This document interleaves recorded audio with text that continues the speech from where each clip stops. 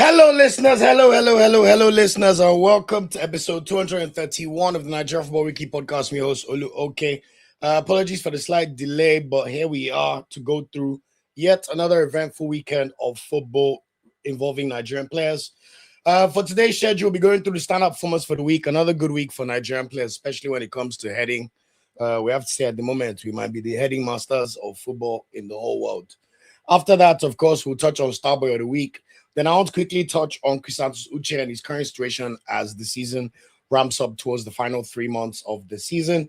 And then a quick update on the Obasogie situation before we get through the weekend player reviews and then the ones to watch and then the community calling and discussion. Shout out to you, Obasi. Thank you. Sorry for the delay. Apologies for that. But yeah, we're ready to get cracking. As always, housekeeping. Thanks for all the support. Thanks for all the love so far. We're on the road to 20,000 subscribers. I think we're almost at 11,500. So shout out to everybody for all the support of watching all the content and the videos. Remember, our social media channels are all down below here. And if you prefer to listen on audio, we're also available on Spotify, Apple Podcasts, also Amazon Music, and also Audio Mac, and anywhere, any DSP where you get podcasts, basically. So I just wanted to let you guys know about that. Also, we have our members-only live streams every Wednesday. So we'll be having one more this week on Wednesday. So if you want to join us as a member, please feel free. That'll be much appreciated. But if not, it's also okay. Please continue to support us by subscribing, liking, and sharing. If you're watching, please like and share the video. And just to give an update for anybody who's watching this both live and on replay, there will be no live stream on this Thursday coming. Simply because it's my birthday. I wanna take the day to relax and enjoy. So Thursday's episode will be recorded as a pre-recorded video, and it will drop for your listening pleasure at the latest by Friday afternoon or early Friday evening. And I plan to record it on Friday morning. So just be aware about that. But of course, we'll get back to the live streams on Monday and Thursday next week. So yeah, now that the housekeeping is done, let's get cracking. So this week, as I said, Nigerian players have decided to become the heading masters of football worldwide, and that's definitely something that we've seen leveraged across the board all over Europe. First of all, we have to start with Ijaya Alushosu himself, Starboy himself, Victor Osimhen. Yet again, Victor Osimhen was in action for Galatasaray and proved decisive yet again. This time it was in the big Istanbul derby as Galatasaray went to play Besiktas away. So one of the big Istanbul clashes away at Besiktas. We know it's not been Besiktas' best season because they're fourth in the league, and ideally they should be in the top three. But yet again, Victor Osimhen proved decisive in this game. Of course, it was KG when two giants playing each other. Ferencvaros also started for Besiktas in this game. But yet again, cometh the hour, cometh the moment, cometh the man. Victor James Osimhen. Just before halftime in the 30th minute of this game, we saw Gabriel Sara pass the ball to Leroy Sané, and Leroy Sané put in a fantastic in-swinging cross. And yet again, I don't know what the Besiktas defenders were doing. Victor Osimhen is literally lurking behind you and you refuse to mark him. You already know what's going to come from that. And Osimhen was just there in the back post to head home in a very, very simple header for Osimhen, but of course, still aesthetically pleasing. It was almost like a diving header, but it went straight into the back of the net, and there's nothing Besiktas could have done. They had a few opportunities to get back into the game, but Galatasaray were able to see the game out pretty well. The great news about this is Osimhen is so good at scoring headed goals that goal on Saturday was the 42nd headed goal of his career. 42 headed goals, one man. When you're not Cristiano Ronaldo, I think that shows you Osimhen's, pedigree and just the amount of danger he's able to just provide through any means, whether it's through pressing with his head, being a nuisance, being able to break in between the lines. Yes, we know he's working on how quickly he breaks offside traps, and there's things to still improve on. But what a wonderful striker. What an amazing performance. So Galatasaray stays top of the league, even though Fenerbahce got a last-minute winner to beat Samsunspor by 3-2. Galatasaray continued to set the pace in the league. And we know that was a very, very important win for Galatasaray on Friday, because we already know what's coming this midweek, as they'll be playing Liverpool tomorrow in the Champions League officially. So really looking forward to that. Osimhen has now scored a goal in each of the last 3 games he has played in all competitions for Galatasaray, and long may it continue, because we know that the main game is taking place tomorrow. Of course, he also leads the Champions League charts in terms of man of the match awards. He's been awarded man of the match in 4 out of 8 games that he's played so far. So long may the streak continue. And I just wanted to call out his fantastic performance for Galatasaray over the weekend. Another person that had a fantastic weekend is, of course, Paul Onuachu. I mean, what else is there to say? At this point, we might as well just assume that Paul Onuachu is going to score a great goal every single weekend that he plays for Trabzonspor. In fact, today's game, Trabzonspor even played this game tonight. Literally, earlier today, they played Kayserispor away in the Turkish Super League to maintain their grip on third place in the league, and they were able to beat Kayserispor by 3-1. To be honest, this was a non-starter of a game. Kayserispor got a red card in the 8th minute, and Trabzonsporers needed to pick their moments before they were going to dismantle them. And that's exactly what happened in this game. Paul Onuachu yet again scoring a fantastic header. He also scored from an in-swinger, played in fantastically towards him. He literally positioned himself in between the two center-backs, and there's nothing they could have done with his height and his agility and his leap power. And he was there to literally just head home the ball straight to the back of the net to make it 1-0 just before halftime. Just before halftime, Trabzonspor then won a penalty with Paul Onuachu confidently dispatched to make it 2-0 before halftime. And then after halftime, they scored a third goal via an own goal before Kayserispor scored a consolation goal by German Onuga. That name almost even sounds Nigerian. But anyway, Trabzonspor maintained their third spot in the Turkish league. They're only 3 points behind Fenerbahce in the table, and they are 7 points behind Galatasaray. But it's only 9 games to go, so it's unlikely they will usurp Galatasaray. But of course, they've got a very good chance of ending up second in the league. So long may that continue.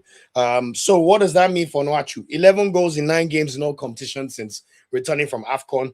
8 in the league in 7 games and 3 in 2 Turkish Cup games. He now has 20 league goals in 22 games for the season. So he has officially hit the 20 league goal mark. It doesn't matter if it's a top 10 league or a top 5 league. When you hit the 20 goal mark in any league campaign, that is cause for celebration. I mean, the entire Trabzonspor team have scored 51 goals. So you have a situation where Onuachu has literally scored just under 40% of all their goals in the league. And there's no surprise to understand that he's their star player and their main man. So yet again, Paul Onuachu continues to destroy the Turkish league. And I hope he'll be rewarded with being able to play an awesome moment in either the Champions League or the Europa League next season. So shout out to Paul Onuachu. Also, we saw Akor Adams score his 7th La Liga goal of the season for Sevilla on Sunday. He also scored with a header from an in-swinging cross. This time, they played it straight into his path, and all Akor Adams had to do was knock the ball into the ground, and it bounced one time and went straight into the net to make it 1-0 for Sevilla. Yes, they were feeling confident after getting the 2-2 draw against Real Betis last week in the Seville derby, and they were winning this game 1-0. But just before halftime, they saw their opponents, Rayo Vallecano, equalize through a fantastic equalizer from outside the box. You know those kind of shots that they hit it one time and it just goes straight into the top bins, that you can't even be too mad at the fact that it's a goal. So unfortunately, they were unable to get back into their winning ways. But it's great to see Akor Adams back to scoring ways. Yes, he got an assist in the previous game, but we need this guy to be scoring goals. Yes, he's only on 7 goals for the season, but if he can even just get to 10 goals for the season, because you have to admit, Sevilla's attack is very, very lackluster, so he's having to fight for chances and do too much just to create, so really, really well done to Akor Adams for his weekend performance and scoring a goal, and hopefully he can keep the momentum going. Also, I wanted to shout out Salim Fago. Salim Fago Lawal scored his 2nd goal for Viktoria Plzen on Sunday in their 3-0 win over Hajduk Kralov away in the league. Great to see him settling in well. It was also a great finish. He got played over the top, and I don't know what the Hajduk Kralov goalkeeper was doing, he literally ran out of his penalty box almost like 30 meters out of his goal. And all Salim Fago had to do was cushion his shot from outside the box to make sure it rolled straight into the net to make it 1-0. And that was that. Keeper was in no man's land, and Salim Fago said, "Thank you very much. I will score my 2nd goal for Viktoria Plzen." So good to see him up and running again with the 2nd goal, and hopefully he can now get on a great run of form and continue to score more goals. Thank you so much, Ada. I haven't seen Ada in a minute. Yeah, it was even Azpilicueta that crossed. I didn't even notice it was Azpilicueta who played that cross. But yeah, exactly for the Akor Adams goal. But shout out Salim Fago as well. Another person that had a fantastic game this weekend, even without scoring, was Gift Orban. You guys know how much of a fan of Gift Orban I am. Gift Orban this weekend was very, very exemplary in showing how you can affect a game as well as a striker without scoring a goal. They played Bologna, and I have to admit, I thought Bologna were going to whitewash them and beat them. Bologna took the lead by scoring 1 goal through Jonathan Rowe, his first goal in Serie A. Very, very good goal. But I like the way Verona decided that even though they're bottom of the table, they refuse to drop dead, and they're going to fight for everything. We saw Gift Orban have at least 2 chances where he tested the goalkeeper with great efforts, just to at least test the situation and know that, look, we're on our way. And then one of his teammates, a midfielder, scored a fantastic goal from outside the box. One of those corners, the ball comes out, and you just lash the ball straight into the bottom corner to make it 1-1. And then after that, we then saw Gift Orban. He was starting up top with his strike partner, and he fantastic assist from Gift Orban. You know, one-on-one, he noticed that his teammate was literally in between the goal and the penalty box, and he just played the perfect squared ball through the bottom of the ground. Perfect low-driven cross, and all his teammates had to do was just tap it into the net. In fact, we even thought Gift Orban had scored his 8th goal of the Serie A season when he ended up scoring yet another goal, blasting into the net. No, actually, he made another assist for his teammate, but this time, unfortunately, VAR ruled this effort out. So they ended up winning the match 2-1. Gift Orban got an assist, but he was an absolute nuisance for the Bologna defense. Yes, it's still a struggle for Verona because they're now still 6 points off safety. But the fact that they were able to win a game against Bologna away is really, really positive and shows to the testament of their drive and just trying to push, even though it looks more likely that they'll get relegated. We know that Gift Orban will go back to Hoffenheim, where he's on loan from, but at the very least, we know that he's grown his reputation in Serie A. And whether you like it or not, if he can score 2-3 more goals, because the second top goal scorer in the whole of Serie A is Nico Paz with 9 goals. Only Lautaro Martinez has more than 10 goals at 14. So if you can see Gift Orban end the season with 10 goals, then I believe that he would be a very, very prime candidate for a lot of Serie A teams, including the best of them, like a Como, a Juventus, a AC Milan, a Napoli, a Roma. You could see Gift Orban playing for all of them. That's how talented he is. Yes, I've still heard rumors about some issues with his passport. We all know that he's also Togolese, but I know he was born in Nigeria, but I heard there's some issue there. So let's see what happens. And we're still not sure if Nigeria will end up playing these 2 friendlies that NFF have carried our boys to Daman to go and play in Jordan. So let's see what happens in terms of Eric Shell's list and who he ends up calling up for the friendlies. But very, very good weekend for Gift Orban. And let's see what they can do now as they're 7 points from safety with 10 games to go. Could they do a Wolves and maybe try, or a West Ham? We shall see, and time shall tell. Also, another person who had a very good week was Umar Sadiq. Umar Sadiq's Valencia have now won 3 of their last 4 games, and they've won their last 2 games in La Liga. It's particularly vital to see them winning games by 1-goal scorelines, which shows that they're able to fight to the death and score goals by any means. Yet again this weekend, they beat Deportivo Alaves by 3-2. They considered a penalty to go down by 1-0. But yet again, they were able to equalize. Umar Sadiq was there to literally lay on a fantastic pass. Very, very good composure. He was already inside his box, but he still had the presence of mind to just calm down and pass the ball to his teammate, who was able to just slot the ball into the net to make it 1-1. And then we saw Deportivo Alaves score an equalizer.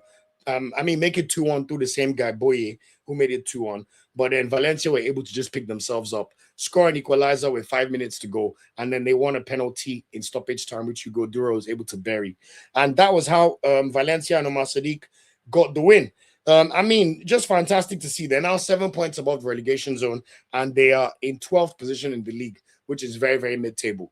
In a positive note as well, Umar Sadiq is starting all the games at this point in time. So that's very, very good omens to see. And long may the performances continue. Also, another player that I know is on the radar of Nigerians, and especially Eric Shell, is Bamidele Yusuf. Bamidele Yusuf can play as a striker, he can play as a left winger, and he's having a very, very good season for Ferencvaros in both the league and the Europa League. This weekend, he was able to help them onto a 3-1 win over Spartacus FC, I'm just going to call them that, where he scored a goal and got an assist. He got an assist through playing a fantastic cutback to his strike partner. Some of the defending in some of these lower leagues, you really wonder that, is it the defenders are not fast enough to block cutbacks? It's a bit too easy sometimes to see these goals scored. But I love presence of mind for Bamidele Yusuf's goal. He latched onto a fantastic pass, broke through the offside trap, literally took 2 touches and slotted the ball straight into the back of the net, really showing his presence of mind in how he's able to perform. So this is another player that's been performing well in Europa League as well, and he'll be in action in the round of 16 on Thursday as well. I'll mention who Ferencvaros are about to play very, very soon. So shout out to Bamidele Yusuf for a fantastic performance. And just to switch gears, it's not only the attackers, but Bruno Onyemaechi had a very excellent game for Olympiacos over the weekend. Olympiacos were in action against PAOK on Sunday. Olympiacos drew the game 0-0, yes.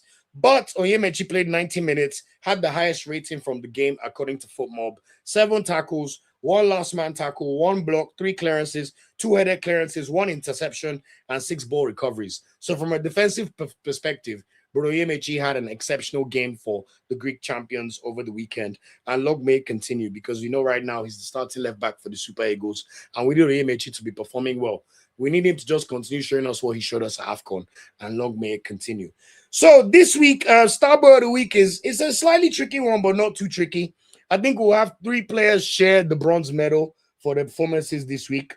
First of all, I want to give a bronze medal to Akor Adams for scoring his 7th La Liga goal of the season. At the end of the day, La Liga is the 2nd toughest league in Europe for a reason. And even though it's only his 7th goal, you're seeing him affect the game, and his starting spot is absolutely guaranteed.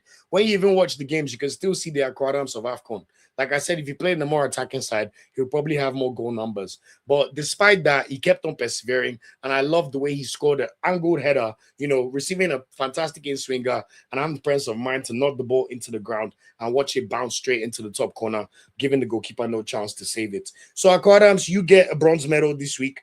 Salim Fago also for scoring your 2nd goal for Viktoria Plzen with such a fantastic finish, showing awareness from outside the box to cushion the ball straight past the goalkeeper who was in no man's land and just allow the ball roll into the net. So Salim Fago, kudos to you. And also Gift Orban will share the bronze medal with these 2 players simply because he was absolutely essential for Verona in what was only their 3rd win of the season so far. He had another assist disallowed, but he was able to get 1 assist for his teammate to make it 2-1.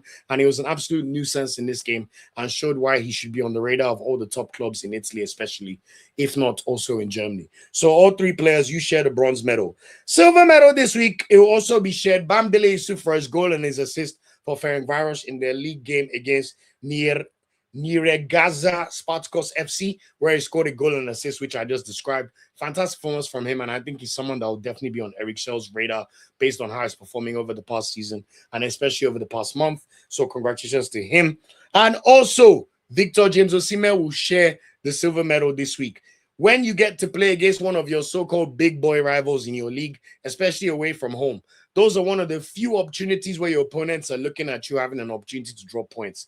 But yet again, even though your team was profligate in front of goal, you still scored the decisive game goal. You ran the opponents ragged. You were able to be decisive in your movements. Yes, Lighton, the Benin player, was one that gave the ball away, and then Gabriel Sara got the ball. But then when you watch Osimhen's movement against the Besiktas centre-backs, the way he's able to position himself well, to make sure that he's on the blind side of them so they can't even track his run.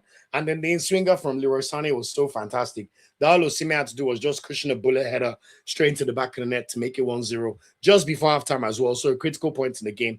And then him and his teammates were able to see the game out. It was the 42nd headed goal of his career, which is just an incredible achievement. And we know that he's yet on course to win yet another league title for Galatasaray. And he's also still on track for the Turkish Cup double. And what a perfect way to warm up for Galatasaray's first Champions League round of 16 match in 12 years as they brace up to play Liverpool tomorrow in the Champions League at Rams Park. So you already know that Osimhen is who the whole of Galatasaray and the whole of Turkey, if we're being brutally honest, are hanging their hopes on if they're going to have any chance of beating Liverpool. I think they have no chance, but I think they could definitely win at Rams Park. And Osimhen definitely showed the workings of how you start and prepare for such a critical week in your club's history. Gold medal this week, what else is there to say about this man? Onyemaechi literally earlier today, scoring 2 goals yet again, scoring yet another fantastic header, showing fantastic critical center-forward play, pushing himself in between the 2 defenders, and knowing that he's taller than everybody, and as long as his agility is fantastic, he's going to leap above everybody and cushion a bullet header straight into the net. And that's exactly what we saw by Onyemaechi to break the deadlock. Even though his team were playing against 10 men, he was then able to convert the penalty to make it 2-0 just before halftime. And for him to now have 20 league goals in 22 games for Trabzonspor, mind you, he doesn't even have the attack of someone like Victor Osimhen or even like the Fenerbahce boys. Yes, he's the focal point, but you're only the focal point when you continue to deliver. And for Paul Onuachu to have these kind of numbers. 11 goals in 9 games since he came back from AFCON, 8 and 7 in the league, 3 and 2 in the Turkish Cup, and hit the 20-goal mark yet again in his career. We have to say congratulations to you, Paul Onuachu. And you rightfully deserve to be the Starboy of the week. So congratulations, Paulo, and continue all your exceptional performances. In fact, even though I thought they should phase you out of the team because AFCON qualifiers will start in November, the truth is Paul Onuachu is performing so well that he cannot be ignored. So long may it continue and keep up your fantastic performances, Paul Onuachu. Thank you. Thank you.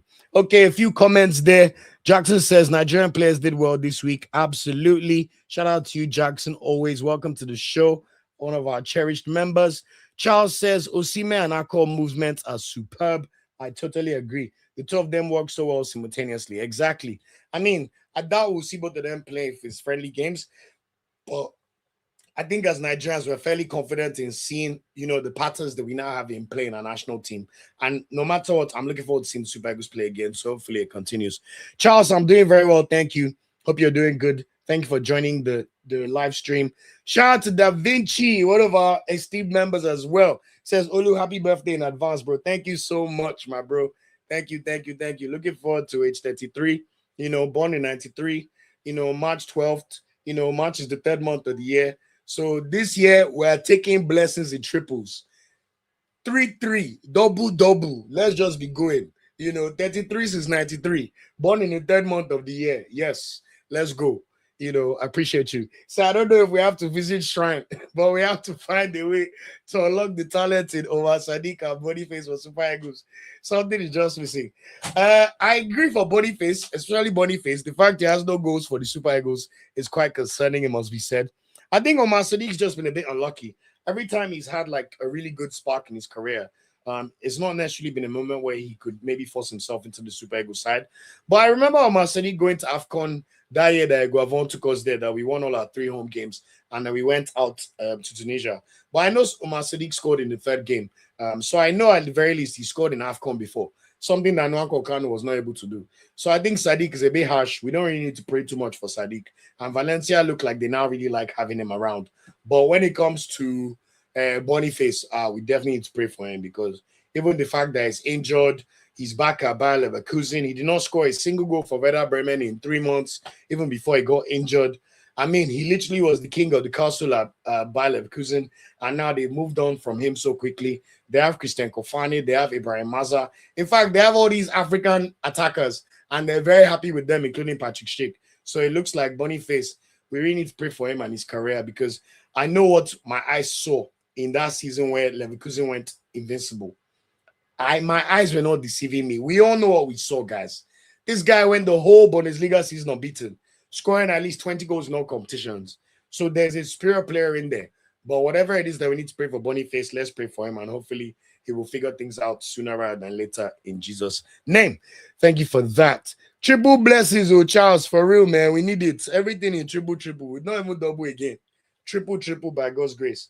Okay, I wanted to quickly move on before we do the weekend player reviews to just touch on 2 situations that are quite important in my opinion. So you guys know that on this podcast, we were tracking Christantus Uche for the whole of last season while it was Getafe, when he was really showing promise as one of the most promising young players in La Liga. Getafe literally depended on him so often. He literally could play as their striker / second striker, midfielder, but he played 90 minutes every single time. But we know that this Thursday, Crystal Palace played Tottenham on Thursday in the league, beating them by 3-1.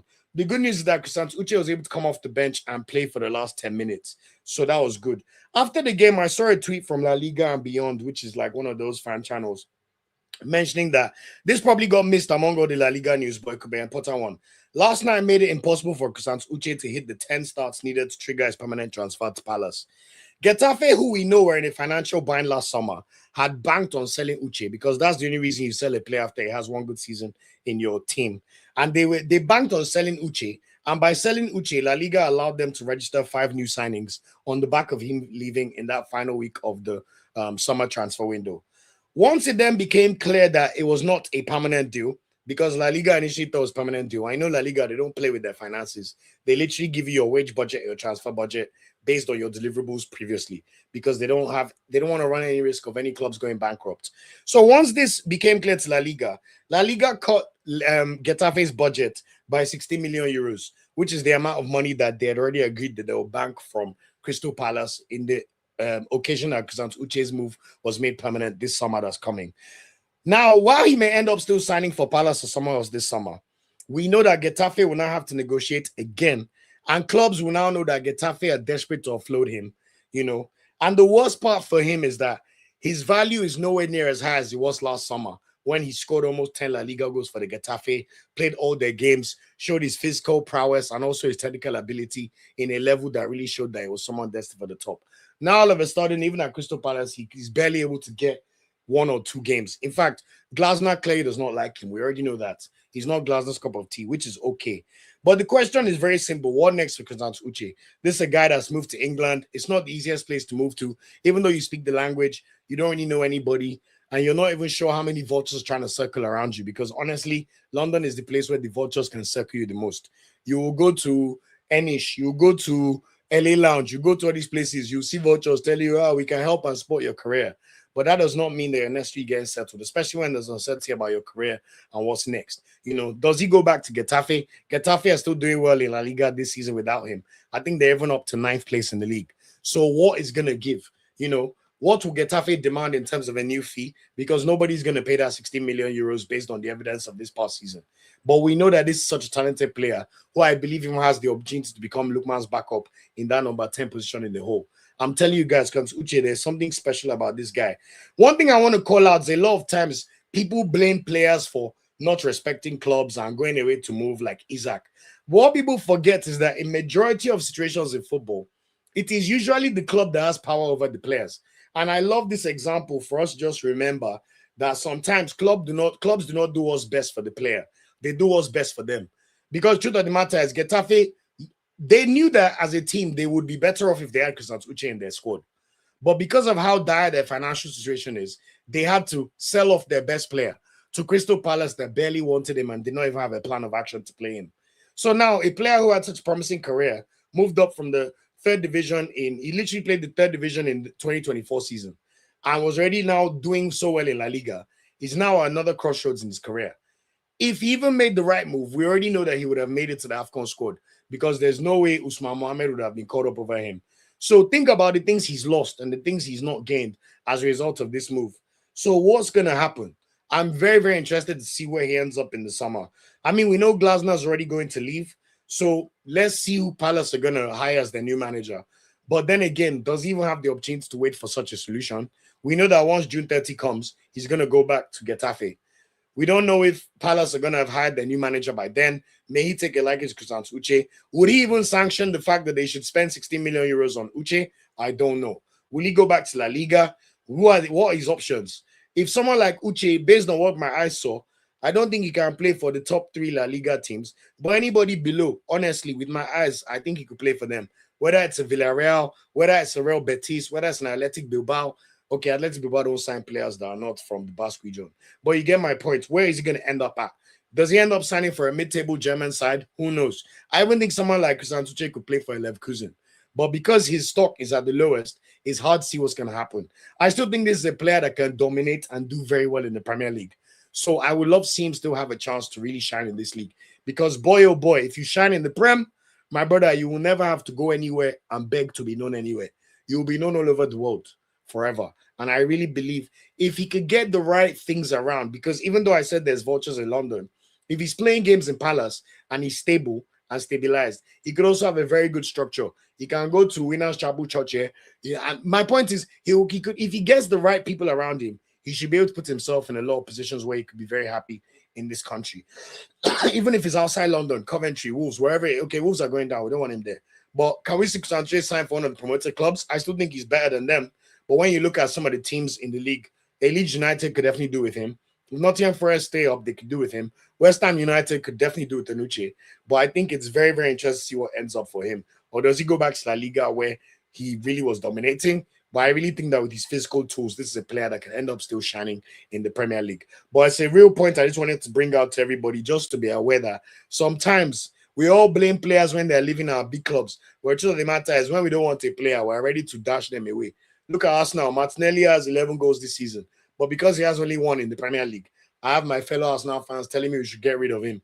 Meanwhile, I know for a fact it's Martinelli that's going to eat against that Barcelona high line by God's grace when Arsenal play Barcelona in semi-final.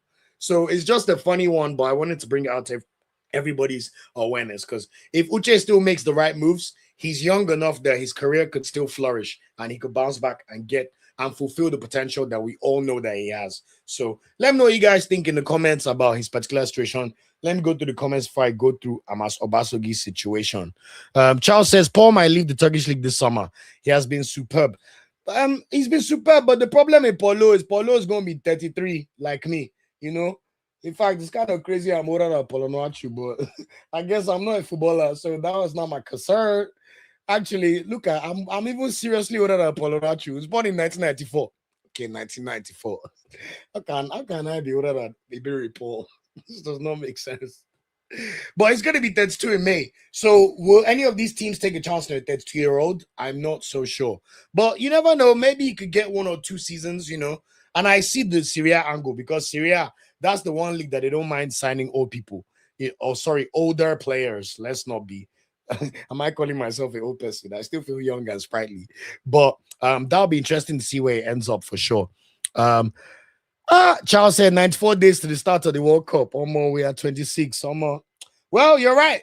No Nigeria or not, we're going to watch every single game of the World Cup, and we're going to cover it on this channel with the World Cup Daily Show. That's what I've got my Africa Football Weekly channel for. So we'll be tracking all our African brothers and all the games in general, because whether Nigeria decided to be at the party or not, the truth is, it's the World Cup for a reason. And I am bloody excited. It's just a shame we didn't go, because the amount of preview content we could have done, and even going back to our history in the World Cup, would have been amazing. But this is why we all have the rights to blame everybody within the Nigeria ecosystem, because it affects all of us when things go wrong. And we must never forget that. So it is what it is. Da Vinci, my bro, Da Vinci says, let me surface that as a member. I said, with Paul's amazing form, I think he needs to be strategic with his next move. Since the top 5 leagues give him trouble, perhaps a Porto, Benfica, or PSV will be a path to Champions League for him. Da Vinci, thank you so much for this comment. I think this is such a great comment and exactly what he should be doing. I totally agree. He's already in the Belgian league. In fact, he's already in the Turkish league. In fact, if Galatasaray are going to cash out on VO9 in this summer, in my opinion, they could do worse than signing Paulo Noachu. He's already shown that he could destroy the Turkish league, so no problems there. And they might as well platform him and play to his strengths in the Champions League next season. So maybe if it's Galatasaray, go there. I like the Porto and Benfica angle. We're not sure what they're going to do with Murphy. Hopefully, Murphy will cover up that Porto space. Maybe Benfica will finally sell Pavlidis and, finally bring in a striker. But I'm sure Benfica, they always have some young striker in the academy that's on the way. It could even be Sporting Lisbon, because I'm sure they'll sell Luis Suarez anyway. What the other leagues I'm not thinking about? You said, yeah, the Dutch one. Yeah, PSV Eindhoven, Feyenoord, all these kind of clubs. In fact, Ajax, go somewhere that will allow you play in the Champions League. So PSV for this season, because Ajax are having another stinker of a season. Which other club is there? Belgium. He has already been there and done that. Maybe he can go back and sign for Union Saint-Gilloise or Club Brugge. But he's already destroyed the living daylight out of the Belgian league. So I like that take as well. Go and find a big club where you could be important, where you could still dominate the league, but come and play in the Champions League like VO9 has done for himself this season. Charles says Uche should have gone to Como. Playing under a midfield maestro like Fabregas, same thing for Tolu. He went to Wolves. What's with Nigeria players and wrong moves? Same thing with Durosimi. That's a great call out. We don't know if Como would have wanted him, because Fabregas can be quite peculiar with the style and what he wants from his players. But I think that's the kind of move that someone like Uche could have made as well. The Lazios of the world.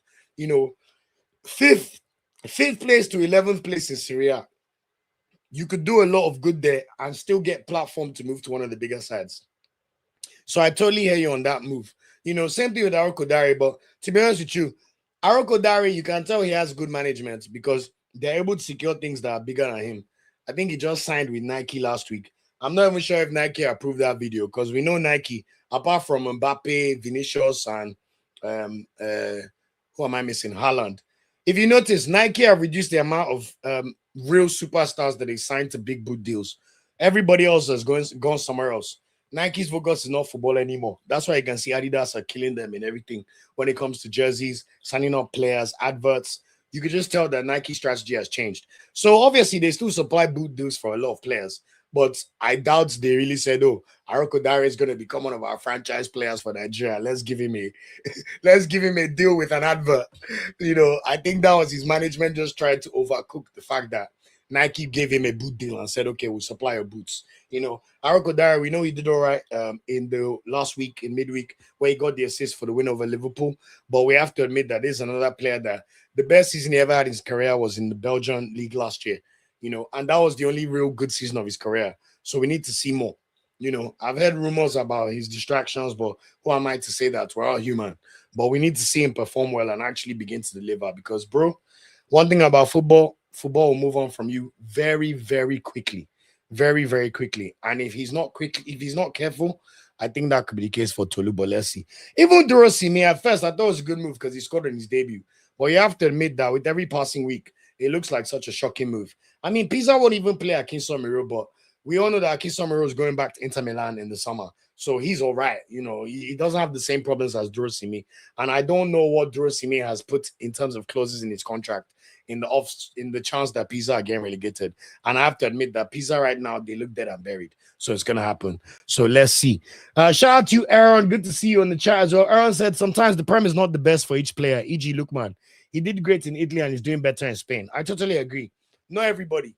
That's why it remains to be seen with Uche. I really thought he could do well in the Prem, but you have to say that it's just been bad timing with Glasner and the whole Palace situation, so let's see what ends up happening in the summer.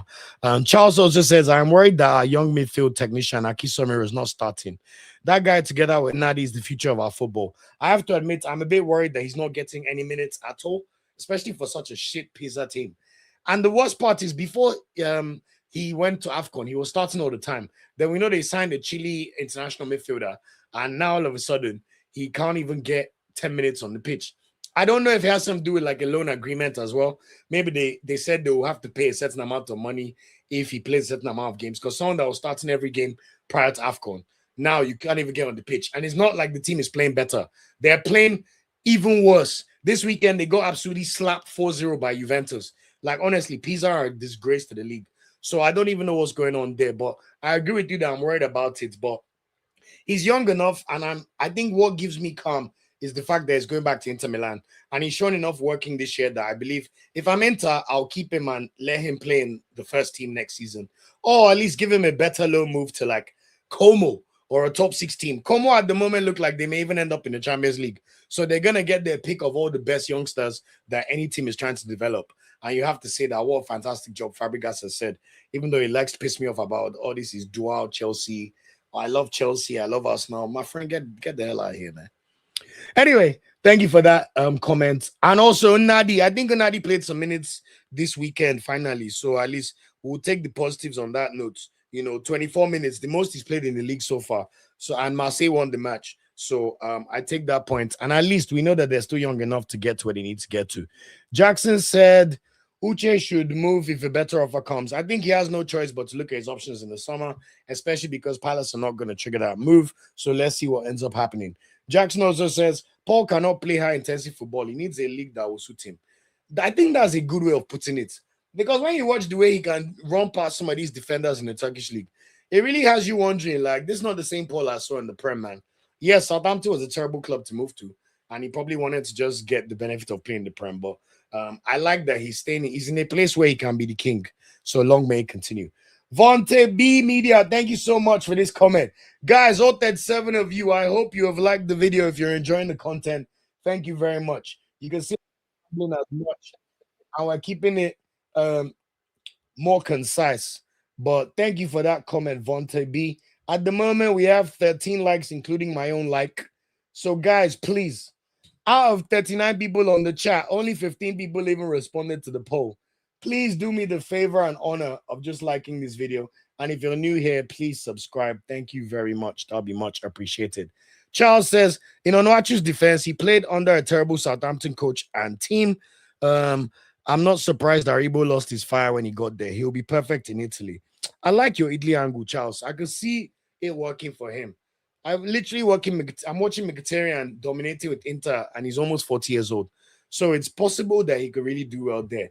So let's see. And I hope his agents are looking out for the best options this summer, because you have to admit that when you look at all Serie A clubs, the fact that only Lautaro Martinez has over 10 goals in the league, it tells me that every single club in Serie A should be after a striker except Inter Milan. Even Inter, Marcos Thuram, Boni, Pio Esposito, there's worlds where you can loan out Bonnie, sign someone that can score more goals. And Marcos Thuram, you better score more goals.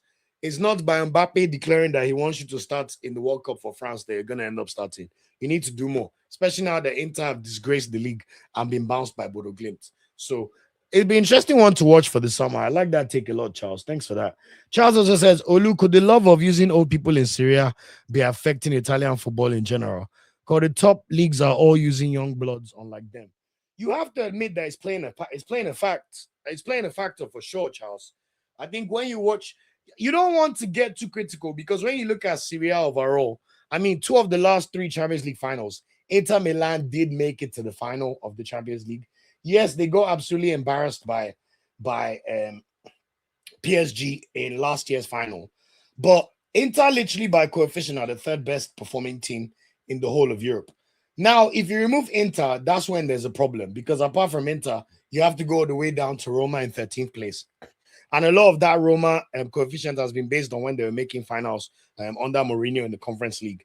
So, and Atalanta are even in 16th place. And a lot of that is because of their exploits winning the Europa League a few seasons ago. So, in the whole top 20, you literally have just Inter Milan, Roma, and Atalanta. Juventus are not even in the top 20. So you have to say that something has definitely gone wrong in terms of Serie A teams, their ability to perform on the biggest stage. I mean, when you even look at this Champions League tie where Atalanta are the only remaining side and they're playing Bayern Munich, nobody on earth has given them any slim chance of a prayer of getting any result against Bayern Munich. We don't expect it to happen, and I don't think it's going to happen. So I definitely think there's a correlating factor in there. And I also know that Italy in general, they have a problem when you look at their national team, where they're trying too many youngsters. They're not producing as many talented stars as they used to do, you know. So now, yes, they have Ospotito. They can't wait to blood him in. When Willy Nonto was coming through 4 years ago, they couldn't wait to try him. Like, they can't wait to try people so quickly, and they keep turning them over. There was a time when it looked like Chiesa is going to be the darling of the Italian national side. That did not end up being the case. They've tried Scamacca. Scamacca will play well sometimes. They've tried Moeskin. Moeskin will play well sometimes. Like, there's nothing they've not figured out. Raspaduri, but it's just not sticking. They're just not producing that, like, top level talent of player. I think that even is a factor why someone like Sandro Tonali came to the Prem from AC Milan. Because, yes, he won the league in Serie A, but we have to admit that right now, I would say Tonali's rep is as high as most Italian players is. Yes, we respect Barella and the Inter Milan boys, but there's definitely something that's gone wrong in Italy, especially the fact that they missed the last 2 World Cups. Yes, they have to play the playoffs in 2 weeks' time, so they still may make the World Cup, but they may miss out for the 3rd World Cup. And when you even look at the development in Italy, stadiums, you cannot cheat development. Only the Juventus stadium is moving. Italy are not producing talent like before. In fact, I think what's even interesting is it looks like even the talent they're producing, even defensively, is diaspora talent that's helping them. Honest Ahano, Niger boy. Udogi, Niger boy. Kayode, Niger boy. You know, yes, you have Bastoni, Scalvini, but Scalvini has not improved in the way we thought Scalvini was going to flourish, you know. So I definitely think it plays a big part for sure. And let's see if anything changes, because Syria have a lot of work to do, especially if they want to maintain their level. They have a very competitive league, probably the most entertaining league over the past 5 years. But if you're not translating that to performing well in European stages, especially the Champions League, yes, it's all well and good that you may do well in the Europa League here or there. Roma will make a final. Atalanta will win it 2 years ago. But really, the Champions League is where you eat your dinner.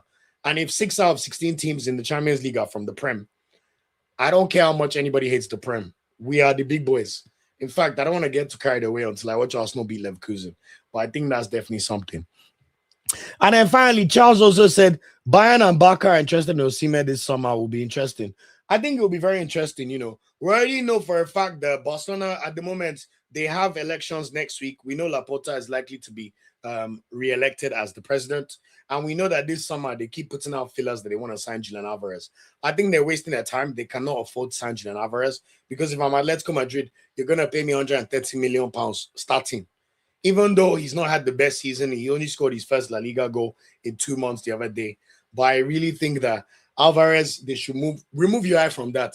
In fact, I think Arsenal have a better chance to sign Alvarez, And I like Alvarez, but I want a killer. And that's why I think Osimhen is, I think Barcelona may look at him, but I can see them trying to go somewhere else, All I know is going to be an interesting summer. Someone's going to cough out that Victor Osimhen money. I think Bayern are just deceiving everybody. They're going to resign Harry Kane. His numbers are too great. He's doing too good. And I see no reason why you'd want to break that relationship. So let's see what. And Nicholas Jackson is as good of a backup as they could have for Harry Kane over the past 5-6 years. So long may that continue. And let's see what going on. Before I continue, Da Vinci goes. I think that Awoni, with his physical build, should look at the path of Onuachu and follow. Look for a Besiktas to join, bang goals, and regain confidence. Great take. In fact, Awoni does not even need to go too far. Awoni, before he came to the Premier League, was at Union Berlin. And I remember there was one season where I think he scored 10 goals in the league. My brother, you have a reputation in Germany. Go back to where you're loved. Hamburg are there. There's so many clubs you could sign for in Germany who will remember your exploits from Union Berlin. Go to where you're loved. I'm sure someone like Awoni is also loved living in England. Maybe he's close to getting citizenship. I don't know, whatever it is. And at the end of the day, we can't discount how much easier it is to live in a country where your language is spoken. You have a lot more cultural ties. There's so many Nigerians in England that you don't even feel like you're out of place, In fact, sometimes it feels like you're able to live in Nigeria without the problems of Nigeria. At least here, we will not have a Daniel Bwala come and gaslight us about things he said and how he has amnesia of the brain. None of that shit will happen here. Standards are of a certain level, even with the nonsense we hear in the media, So maybe that also plays a factor in the way he wants to, stay in England. But let's see where he ends up at. Charles then goes and says, you can't cheat development and hard work. The same thing is happening to us. Almost all our national teams are underperforming. My goodness. And Pinnick is using our affiliate to compare it to Italy. Thank you very much for that comment, Charles. Exactly. You can't cheat hard work and development. You can't. No matter how much you try. And we already know that Nigeria, that's where we excel in. Just deceiving ourselves and being useless. And then Jackson says, the Italian team doesn't have a standout player at the moment. You have to agree. If you say they have a standout player, I'd probably say it's like Bastoni, maybe. Bastoni, Tonali, Apart from that, you can see they're trying to bank on all these young strikers, POS Potito, even hoping Moise King can get back to doing what he needs to do, But when you look at the Italian team right now, you have to admit that they're living off the ghosts of their past and their 4 World Cups that they won. Can you imagine in 2006 World Cup when you have a team like Italy with Totti, Del Piero? They can even put Alberto Gilardino on the bench and look at their talent pool now. Okay.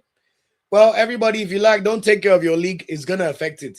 There's a reason why everybody now fears England and knows that no matter what, England is going to come with the great squad because the Premier League has the best players. And by nature of the laws, you have to have at least 8 players in your team that were raised inside England for your club. So naturally, the English national team has benefited from that, even though by God's grace, they will continue to not win. That's my own personal hope for selfish reasons. But you can't cheat development. You're totally right. Okay, thanks for all the engagement, community. Love it. Just before I start, one more comment by Charles. Shebi, they are singing renewed hope. Bro, the way those people disrespect Nigerians here is the way some Arsenal fans disrespect one of my favorite players, Pepito. But honestly, God will help us in that country. Okay, I just wanted to give you a quick update on Obasogie. So the good news is that this is useless club, Singida Black Stars. They released a statement on Saturday saying Singida Black Stars like to inform the public that there was concern among management, fans, and stakeholders following repeated mistakes in recent games, including against, they named the games they played. Due to the situation, the club management through the disciplinary committee took the initiative to conduct a preliminary investigation into the suspicious reports regarding our player, Obasogie. After initial investigation, the player's defense and clear statement from the club's general manager, it has been determined that there is no evidence of match fixing or random play. The incidents that raised concerns have been determined to be technical errors within the game. However, Obasogie has apologized for the circumstances that gave rise to these interpretations and has promised to work on the shortcomings that emerged to improve his level and restore the trust of fans and stakeholders. In light of this, the club has decided to reverse previous decision to suspend the player for 3 months, and the player has been allowed to continue his duties. Signed by the CEO, Jonathan Cassano. Guys, what kind of rubbish is this? When have you ever seen that a club will throw their player under the bus, suspend him pending investigation when they've not completed the investigation, and claim that he must have been match fixing because of the mistakes he made? I mean, on one hand, it's hilarious because, my God, what kind of mistakes is Obasogie making? I've only watched Obasogie play one time, and it was that pre-AFCON friendly against Egypt. And the irony is he made a mistake in that match, which was very funny. But how can a club do this to their player? I'm sorry. So wait, you now suspended him before you even did the investigation, only to come out and now drop this silly statement saying that, oh, the things that rose to the concerns. This Tanzanian league go taking the piss out of the Nigerian. I can't believe my eyes. This is an absolute disgrace. But Obasogie, improve your performance. But Nigerian, African clubs, you must do better. How can you be raising this about your own player before you've done the investigation? So you've thrown him to the wolves and under the bus, and now there's suspicions around his performance. Instead of you to be helping him and helping him to try and perform better, you have now raised his anxiety. Can you imagine the next time he plays? His own club suspended him over match fixing, potential match fixing. Guys, I've never heard anything like this before, man. Like, what kind of ridiculousness is going on, man? But anyway, Umar Sadiq, we're happy that you're back. So at least you can reclaim your spot as Super Eagles' third choice goalkeeper that does not play. I really like your work when it comes to the dancing and the music. So even if it's friendly games, whatever it is, we need to see you there, my boy. So please go and speak to your agent, because how can your club be treating you like this? That is absolutely unacceptable. What kind of disrespect is that rubbish? Anyway, like Aaron said, was he playing that bad that he thought was match fixing? I can't believe it. But I'm trying not to make a lighthearted joke about it, because how can your club treat you like that? Like, that's absolutely silly, man. You know. But anyway, it is what it is. And Aaron, I want to say a big thank you for this super chat. God bless you as you've blessed me, especially it's my birthday week. Triple blessings your way in Jesus' name. May all you desire for the next year and beyond come to pass as you support this channel and giving us money with your coin and also your time and also liking, sharing, and subscribing. May God continue to bless you triple folds in Jesus' name. Thank you so much for the super chat. Guys, I am not complaining about any more super chats. It's my birthday week. Please, if you feel like giving support, do it this week. Yes, it's my birthday in 3 days. Yes, I'm turning 33. I'm praying for triple blessings and triple favor from everybody and everywhere in Jesus' name. So bless us. If you don't ask, you don't get. So bless me in Jesus' name, and God will continue to bless you all in Jesus' name. Okay, let's get through the bulk and the weekend player previews. The good thing is this weekend there was no Premier League, so we have we can run through the weekend player reviews a bit more quickly and focus on the ones to watch, because we have the big Champions League games involving our Nigerian players tomorrow. Charles says, can't the NFF help him? Why allow the boys suffer? Same thing with Okoye. Charles, you're asking questions, know the answer to. Do we think the NFF have a liaison officer? Do those ones know anything about player engagement and player welfare? I'm sure they haven't tell of Amas, better focus, so don't let them cause problems. Aaron, thank you so much, my brother. It says happy early birthday, Mr. OK. God bless you, my brother. Thank you so much. It's me and my twins brother, by the way. It's birthday, so it's Kenny's birthday too. So maybe I did. I'll tell him come and say hello if he's on here. Shout out to you, Charles, man. God bless you for the super chat. May God continue to bless you. May your cup never run dry. As you've blessed me with these dollars, may God bless you in all currencies in Jesus' name. And may all you desire over the next year and beyond come to fruition in Jesus' name. Thanks for always commenting, always being such a great part of the community, and coming with the great takes as well. It is much appreciated. And may your cup never run dry in Jesus' name, brother. God bless you. Thank you for that. Okay, so guys, player reviews for the weekend. We'll keep it quick. The Fulham boys disgraced us. They played at home against Southampton. They should have won the game. Yes, we saw some of our boys rested. Calvin Bassey was on the bench. Iwobi played the final 25 minutes, try and rescue the results. Chukwueze started this game and got a yellow card. But Fulham, I don't know how you could blow such an opportunity. You're playing at Craven Cottage against the championship side, and you lose 1-0. To make it worse, you concede a penalty in the 90th minute by Ross Stewart. Bangs home the penalty, and next thing you know, it's 1-0 and you're done. Fulham yet again. These are one of the few clubs in England that have never won a trophy in their history. And Fulham, when you get the opportunity to do something like this, you put up that kind of performance. Like, what the hell are we talking about here, man? But the good news is this weekend they're back in Premier League action. It's even the battle of the Niger boys, because Fulham are going to play Nottingham Forest away. So we have Aino and Awoni versus Iwobi, Bassey, and Chukwueze. I cannot wait. We have to see this game. After I do all my birthday celebrations weekend, I'm going to relax and watch ball. Take my time, So really look forward to that game. Speaking of the Nottingham Forest boys, obviously they're already out of the FA Cup, so no games for Olano and Awoni this weekend. But they'll be back in action in Europa League on Thursday, where they will be playing FC Midtjylland of Denmark. FC Midtjylland, interestingly enough, is where Paul Onuachu started his career in Europe, and also Frank Onyeka. They had a deal directly with FC Ebedi, which are one of those youth academies that send players directly to Europe. So it will be interesting to see how Midtjylland perform, because I remember we were watching Onyeka playing for them when he was performing so well before Brentford signed him. So let's see how Nottingham Forest get on in that game on Thursday before they then play the Fulham boys on Sunday. Akor Adams, on the other hand, got back in starting lineup on Friday after he got his assist on Tuesday when they beat Liverpool in the league. Wolves were in action against Liverpool yet again, but unfortunately for them, it was too much too soon. There's no way they were going to beat Liverpool twice in 4 days. Liverpool put them to the sword, beat them by 3-1, and Liverpool qualified for the FA Cup quarterfinal. But good run from Wolverhampton. They now go back into league action next week, Monday, where they play Brentford away. That's going to be a very, very tough game, but we've seen them win 2 games in their last 2 Premier League games, which is more than they won in the entire season prior to that combined. So you never know about this Wolves remontada. I think it's a bit too late considering they only have 8 games to go, because they played one more game than the rest of the league like Arsenal.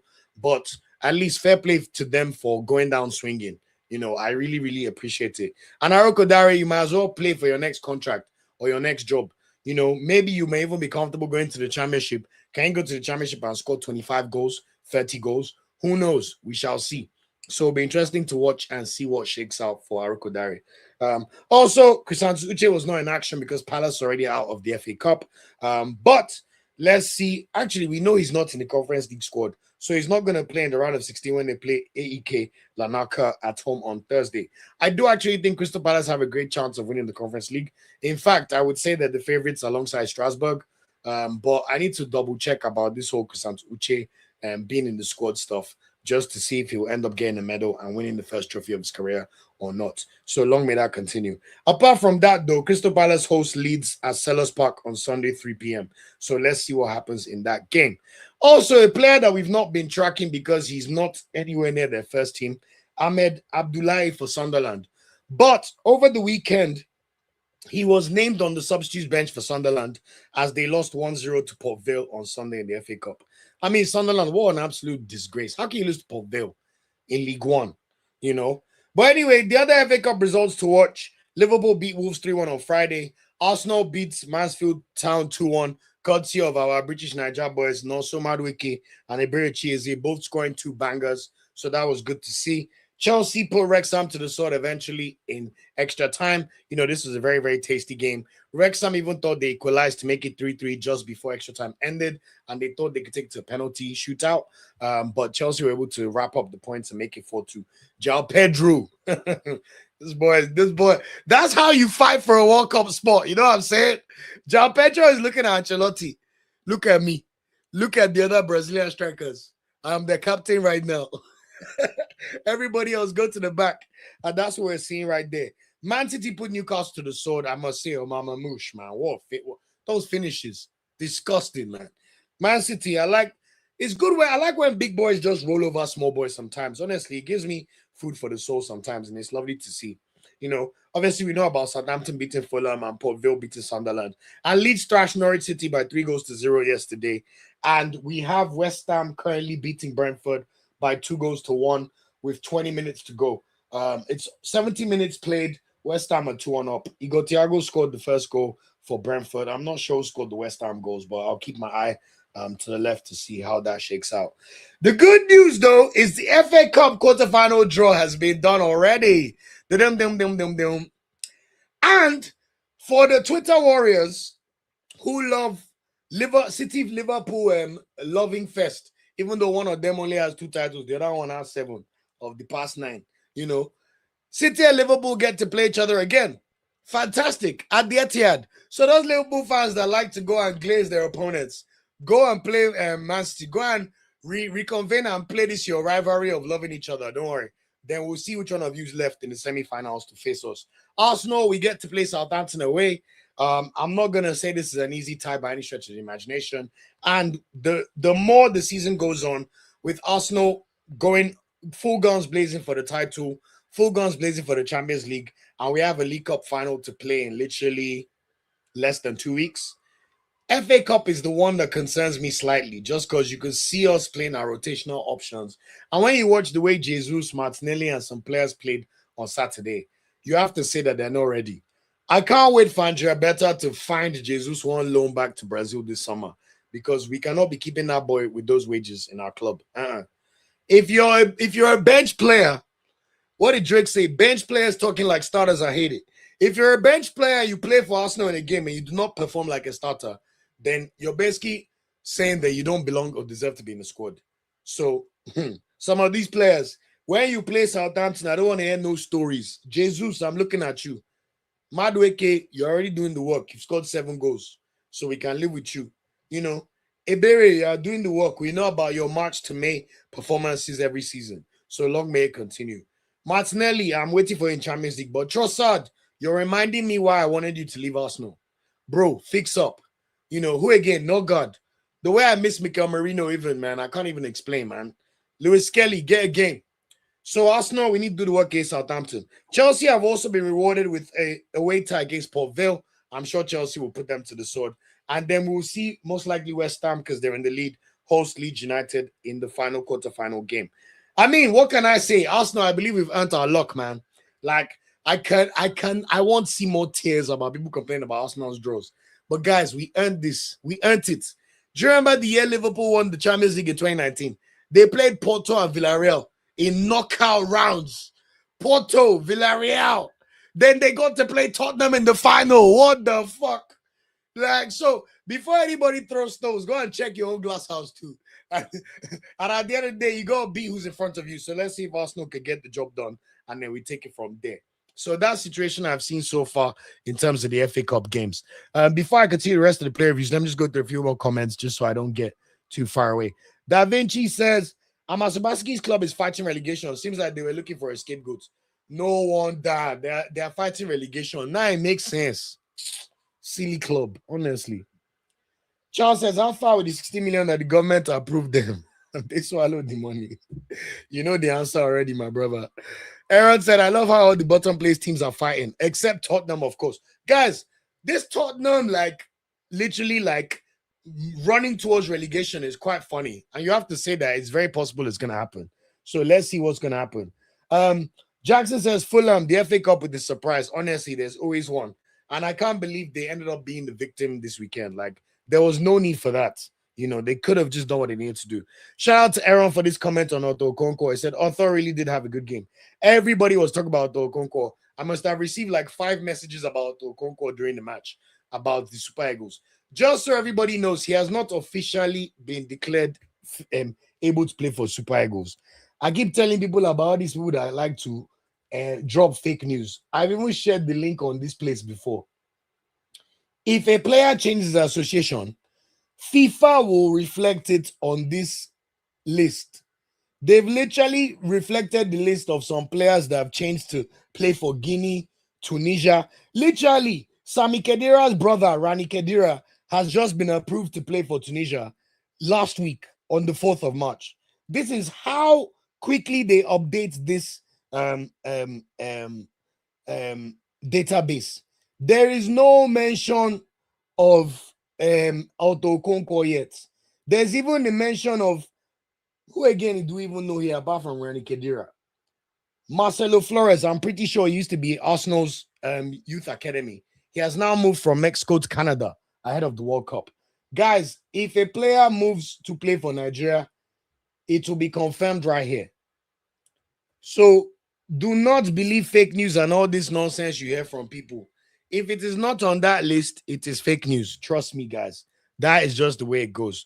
Da Vinci says, Olu, what are your thoughts on the NFF trying to lock Rio Gumwa of Liverpool? At 17, looks confident on the ball. We need to catch them like we did Lookman. I like it if they're actually trying to get him. You know, I know he was watching AFCON because he commented on Bassi's Instagram after Bassi's exceptional performance against Morocco. So he clearly has links. And if I'm them, this is when you have to strike and capture these boys. Show them a plan. Show them the pathway. Show them the importance of playing for the Super Eagles and what it means. And then we take it from there. So I think I'm not mad at that one as well, because wingers and number 10s are the two positions that we lack the most when you look at the talent pool of Nigerians going forward. So we need to figure it out as soon as possible. So let's see what happens.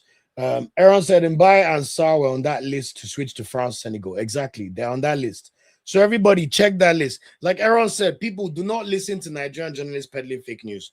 A lot of journalists in Nigeria, they're trying to make money from advertising revenue by just driving traffic to sites. They don't care whether it's fake news, whether it's real news, whether you believe them or not. The amount of twisted news. I urge you guys, go on Google Alerts and just say, type in Nigeria football, Nigeria national team, NFF. You will not believe the kind of fake news stories they just remix every day. Legit.ng. Oh, Nigeria accept fate about Congo. Oh, tomorrow, Nigeria still have hope. Oh, player of Nigeria decides that is playing for another country, decides that he's not going to do this in this match. They just find so many loopholes to lie.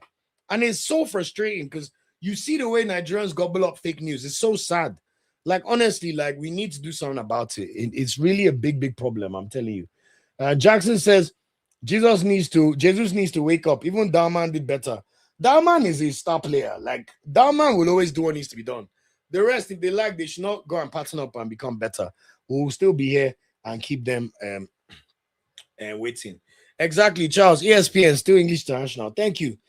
Sheol says, good morning, Olu. I'm very happy that English FA separated Chelsea from Arsenal in the FA Cup this time around. Why Chelsea talking tough like this? When last did Chelsea win the FA Cup? All I know is Chelsea have known all these conference league that you win and that Infantino Cup that half the teams could not perform. I find it interesting how confident Chelsea fans are in their team. It's quite interesting. We'll see how he gets against PSG, Sheon, and then we'll take it from there. Charles says, what about Merchandeli? Merchandeli is not playing well enough, in my opinion, to be called up for Nigeria. We need to stop this thing. Fernandez, guys, when we were calling players off from Rangers, when Bassi and Aribo were performing for Rangers, that is when it made sense to call up Rangers players, when they're making Europa League finals. Have you seen this current version of Rangers? I'm not saying Fernandez is not a good player, but why are we trying to get players to our squad when we have a hierarchy of performance? Rangers that cannot even be in the top 2 of the Scottish League is who we should go into beg right now. Hell no.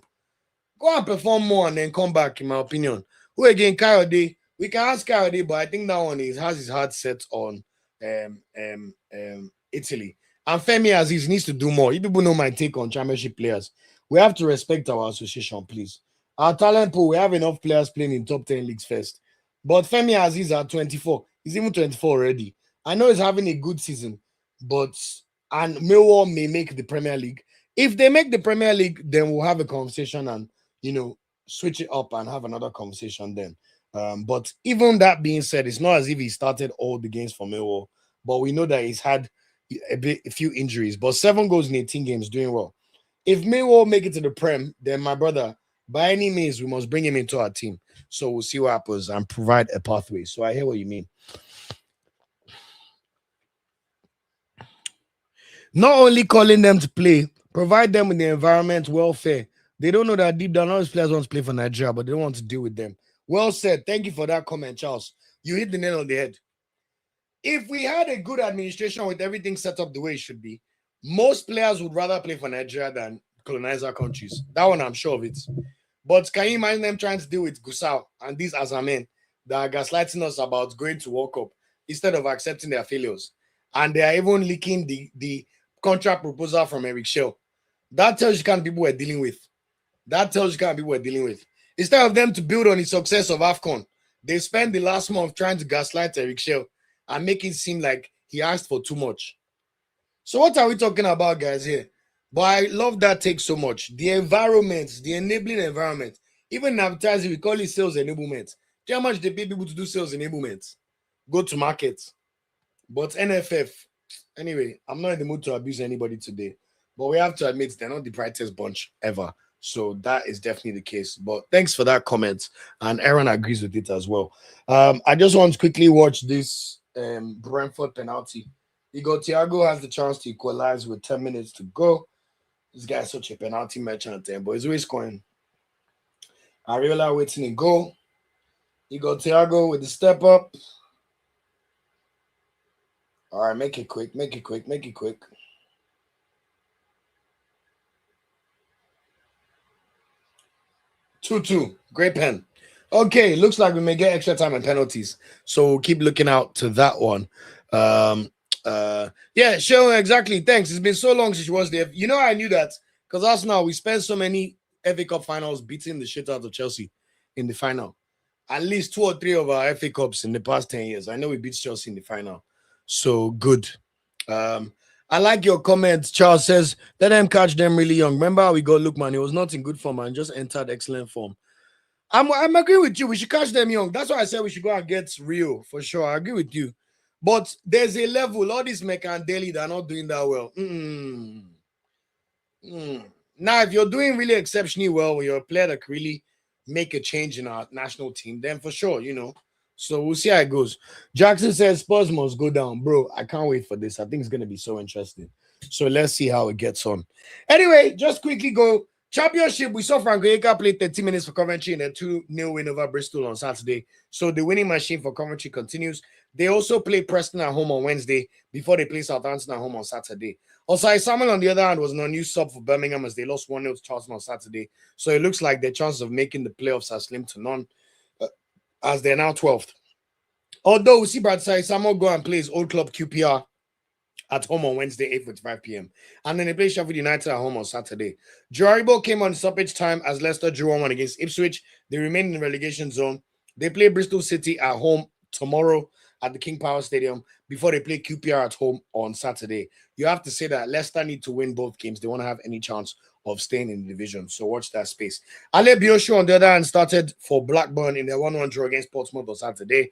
Him, just keep performing and get yourself out of that bummy-ass club when the summer comes. He'll be playing Oxford United away on Wednesday before he goes away to play Millwall away on Saturday. Millwall are near Lewisham here, so the den is very, very close by. So good to see Alibioshu coming through. And then also we saw Semi Ajayi recover from his injury. He actually played his first set of 90 minutes for Hull City this Saturday. Unfortunately, they lost by 3-1, and Semi Ajayi made a mistake for one of the goals.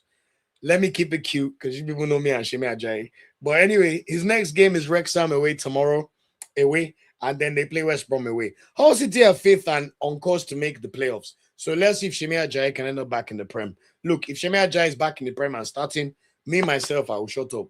What to marvel. So let's see how it goes. In Syria, I already spoke about Gift Orban's exploits for Verona over the weekend in their 2-1 win over Bologna, which is only their 3rd win of the season. They remain 7 points off safety with 10 games to go. But if someone can help them figure it out, it will be Gift Orban. Next up for them, they play Genoa at home on Sunday, and I'm sure they'll be looking to build on this win. And Orban will be itching to get back in on the goals as he tries to get to at least 10 goals and at least end the season as the second highest goal scorer in Serie A. Maduka Okoye with Udinese on the other hand. He played 90 minutes as usual, made 2 saves, got a yellow card, and he also made an error that led to a goal in Udinese's 2-2 draw against Atalanta. I actually watched the highlights for this game. Scamacca scored both goals. When they say he made an error, it was 0. He tried to clear the ball, and he played the ball straight to an Atalanta player. But my point is Atalanta still had a lot of work to do before the ball came back to Scamacca for him to put it back into the net. So Scamacca scored a brace. But Maduka still continues to play well. Yes, he made a mistake this time, but he kept the clean sheet in his previous game. Next up for them, though, Udinese will be playing Juventus at home on Saturday. They're now 10th in the league, and it looks like they're firmly mid-table, and they'll probably remain that way for the rest of the season. Fisara Delibashiru, on the other hand, his Lazio team are currently in action. I know when I checked, they were losing, but now it is 1-1. Actually, they were not losing. They scored first. So Paolo Maldini's son, Daniel Maldini, opened the scoring to make it 1-0. And then Armand Loriente, who used to play with Terry Murphy and Ezolefi at Lorient, with the equalizer for Sassuolo. Sassuolo are high-flying in Syria, by the way. They're currently 9th in the table. In fact, they're 4 points ahead of Lazio. That's how good Sassuolo have done straight out of Serie B. You know, just fantastic, and Berardi is playing well for them. In more concerning news for us, the good news is Delibashiru is starting this game, and this now means that he has started his 3rd consecutive game for Lazio so far. In fact, what I also like about Delibashiru is that He's currently being played as one of the two number 8s. So almost like a number 10 or a number 8.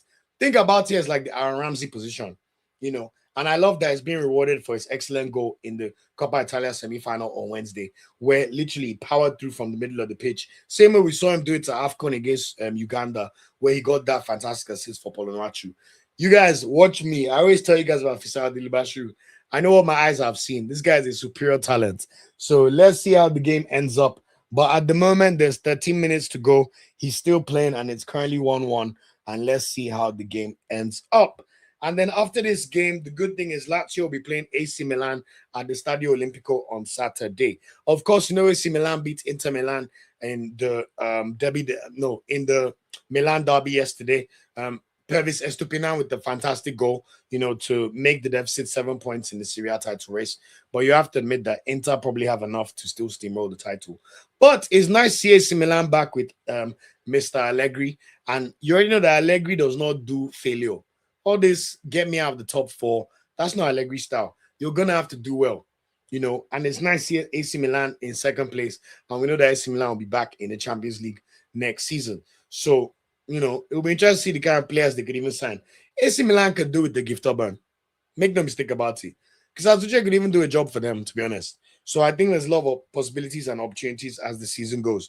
As for Pisa, I already spoke about the fact that they're benching against Somero. They lost 4-0 to Juventus on Friday. Simi played 76 minutes, but honestly, they got absolutely pasted. They did nothing of note in this game. Next up for them, they play Cagliari at home on Sunday, so let's see if it gets better for them. In La Liga, Ademola Lookman played the first 54 minutes for Atletico Madrid as they beat Real Sociedad by 3-2 on Saturday. They remain firmly third, you know. But of course, we know that he was hooked off because we know what's coming tomorrow. The big Champions League game against Tottenham at the Metropolitano Stadium for the first leg. I've been loving the jokes on Twitter that says the whole of La Liga's reputation is on the line. And you have to say, I agree. Atletico Madrid must beat Tottenham. If 16th place Tottenham or 17th place Tottenham beat third place Atletico Madrid out of the Champions League, La Liga, we're going to have to ask questions. I know your president, Javier Tebas, he likes to bitch and moan about Premier League's wealth, as if it's the Premier League's fault that we were promoting all 20 clubs while you were promoting 2 clubs over the past 20 years. As if there was not a time in La Liga where Atletico Madrid won the league and Valencia won it in 04 and 03. And there was not a time where we knew Villarreal would make Champions League semi-finals. And we knew that even a team like Deportivo La Coruña would have Roy Mackay and Juan Valeron. And Real Betis were able to pay a world record fee to sign Danielson in 1999. Javier Tebas, is it our fault? You spend the last 20 years every day, Messi versus Ronaldo, Madrid and Barcelona. Even the way you distribute your money, you give Real Madrid and Barcelona literally the vast majority of the TV money. Then you want to come and bitch and moan about your budget. Meanwhile, in the Premier League, even Burnley that are going down this season, they'll still collect almost £100 million in TV rights. So keep bitching and moaning. Just make sure you do not lose to Tottenham, because honestly, it's going to be very quiet for La Liga. There's only so much you can survive off Real Madrid and Barcelona playing each other every season. So tomorrow is a very, very important game. And look, man, honestly, it's not just Nigeria's reputation or Atletico Madrid's reputation. It's your whole league's reputation. So let's see what's going to happen. Very important game. And then after that, they'll play Getafe at home, which will be interesting to see. I already spoke about Akor Adams scoring a 7th goal of the season, of the league season for Sevilla, and the 1-1 draw against Rayo Vallecano. Of course, Chidera Juke came on for his customary sub appearance. He played 22 minutes, but no goal or no assist. You know, Ejuke, interesting. Anyway, next up for Sevilla and Akor Adams, they play Barcelona away at the Camp Nou on Sunday, 4:15 p.m. Nigeria time. So that should be a tasty game to preview. And I already spoke about Umar Sadiq getting an assist in Valencia's 3-2 win over Deportivo Alaves. They're now up to 13th in the league. And the beauty of the run they've been on means that they get to play bottom place Real Oviedo away on Saturday, 6:30 p.m. In the Bundesliga, Niventela is still injured, even though Leverkusen play Arsenal on Wednesday. So honestly, we just wish him all the best because it looks like it's been a terrible season for him. But Filippo Telle played again. Filippo Telle and Torunariga started for Hamburg as they beat Wolfsburg by 2-1. Hamburg are another promoted side that have been doing very, very well. As I've always said on this channel, they're one of the historical giants of German football. So it's really good for the Bundesliga to have HSV playing well in the league. And they're now up to 10th. Next up for them, they play Cologne at home on Saturday. Hoffenheim, on the other hand, Akpoguma remains an unused sub like he is for 90% of their games. The irony of this is Hoffenheim are currently third in the Bundesliga, and they look like they'll be making a return to the Champions League. But Akpoguma has probably just accepted that, you know what, he's happy to collect his salary and stay in Hoffenheim and be a bench boy. You know, I think this guy is one of those players that you have to say some players make their decisions in their international career too late. Akpoguma gassed himself that he was the under-21 captain one time. He took too long to come to Nigeria. We even know that he was doing Shakara for us. And honestly, we don't do it with Shakara. We're not Gambia or Sierra Leone, please. Or even Ghana. Please, respect Super Eagles. Number one most populous country in the black country in the whole world, please. So honestly, I don't even feel bad for Akpoguma when I report these things. Next time, use your sense and make better decisions in your career. If Akpoguma ended up playing for Nigeria 2-3 years earlier when Genoro was begging him, he might have 50 caps for Nigeria by now. Would have had the kind of exposure that Chustekong had and would have probably had his pick of clubs. But outside of Germany, ain't nobody have time for this guy. Nobody knows what he does. So good luck to you, Sha. Anyway, Auberg, Uchenna Ogundu was not in the squad as they lost 2-1 to RB Leipzig. I think he has a slight injury. But next up for them, they play Borussia Dortmund away. So let's see if he's back for that game because that'll be a great experience for him to experience as a player. While Felix Agu is also injured, but the good news is Werder Bremen were able to win this weekend and pull away slightly from the relegation zone, and they're now up to 13th. In Ligue 1, we saw Moses Simon play 3 minutes as Paris FC drew 1-1 against Lyon. Good result for Moses Simon. Paris FC at 13th, so they're away from the relegation zone. Next up for them, they've got a tricky game against Strasbourg away, where they'll be playing against Martin O'Neill, who's now the coach of Strasbourg. Chidozie Awaziem, even though he's made the most clearances in the entire Ligue 1, it's not looking good in terms of survival for Nantes. They remain bottom to last in the table. He played 75 minutes for Nantes as they lost 1-0 at home to Angers on Saturday. So you have to admit that with them only playing 8 games left, it's not looking good for them. They should have been playing PSG this weekend. That was their game. They were supposed to come and play in the Parc des Princes. But unfortunately, or fortunately, Ligue 1 have actually cancelled that game for PSG because PSG are the only sole representative of Ligue 1 in the Champions League.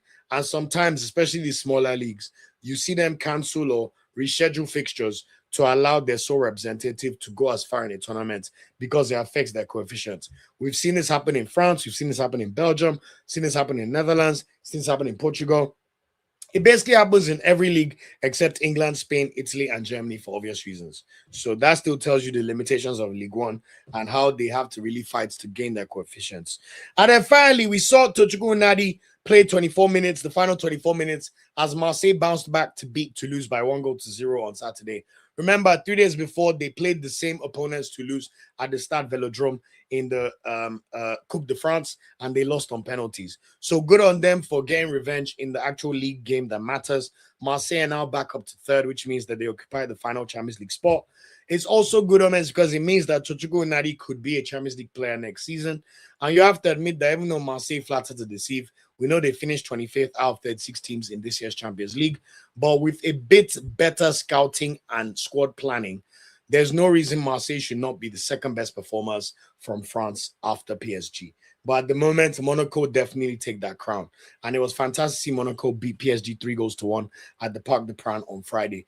Folarin Balogun, fantastic goal as well. But anyway, keep going, Tochukwu Nadi, and hopefully you start a game soon for Marseille. His next game is against Auxerre at home on Friday, 8:45 p.m. Nigeria time. In the Portuguese league, Zedu Sanusi was not in the squad while we saw Terry Murphy come off the bench and play the final 12 minutes as FC Porto drew 2-2 against Benfica yesterday. So they remain top of the league while Benfica remain unbeaten, even though they've drawn so many games. So it's kind of weird for a team to be unbeaten but be third in the league. Next up for the Porto boys, they've also got Europa League action on Thursday, 6:45 p.m. Nigeria time as they play Stuttgart away. That should be a tasty game. And then they play Moreirense at home on Sunday. As for Famalicão, they remain sixth in the league. Nigeria striker Omar Abubakar played 24 minutes as they beat Aruca 1-0 on Friday. Next up for them, they play Victoria de Guimarães on Saturday. And we also saw Isaac James start for Alverca, the Nigerian left back. He did get a yellow card, but they drew against AVS Football on Saturday. Next up for them, they played Gil Vicente away on Saturday at 7 p.m. In Belgium, Rafael Onyedika played 90 minutes as Club Brugge drew 2-2 against Anderlecht on Sunday. That's not the best result considering they're trying to claw back to Union Saint-Gilloise. But anyway, next up for them, they play Westerlo away because they've now bowed out of the Champions League. But their mission is very simple. Go and face Union Saint-Gilloise and try to wrestle back your Belgian title. As for Genk, even though Irasor's team are in 8th place, they lost 2-1 to Union Saint-Gilloise on Saturday. The good silver lining for them is they're still in the Europa League round of 16. So they'll be playing against Freiburg on Thursday. That could be a banana skin. Freiburg are the team with that German-Nigerian goalkeeper, Noah Tubolu, that decided he wants to play for Germany. That one's another person that, honestly, if we had a very good FA, there's no reason they should not have put the right proposal to this Atubolu boy. Instead of us to be waiting and begging Wrexham Championship players.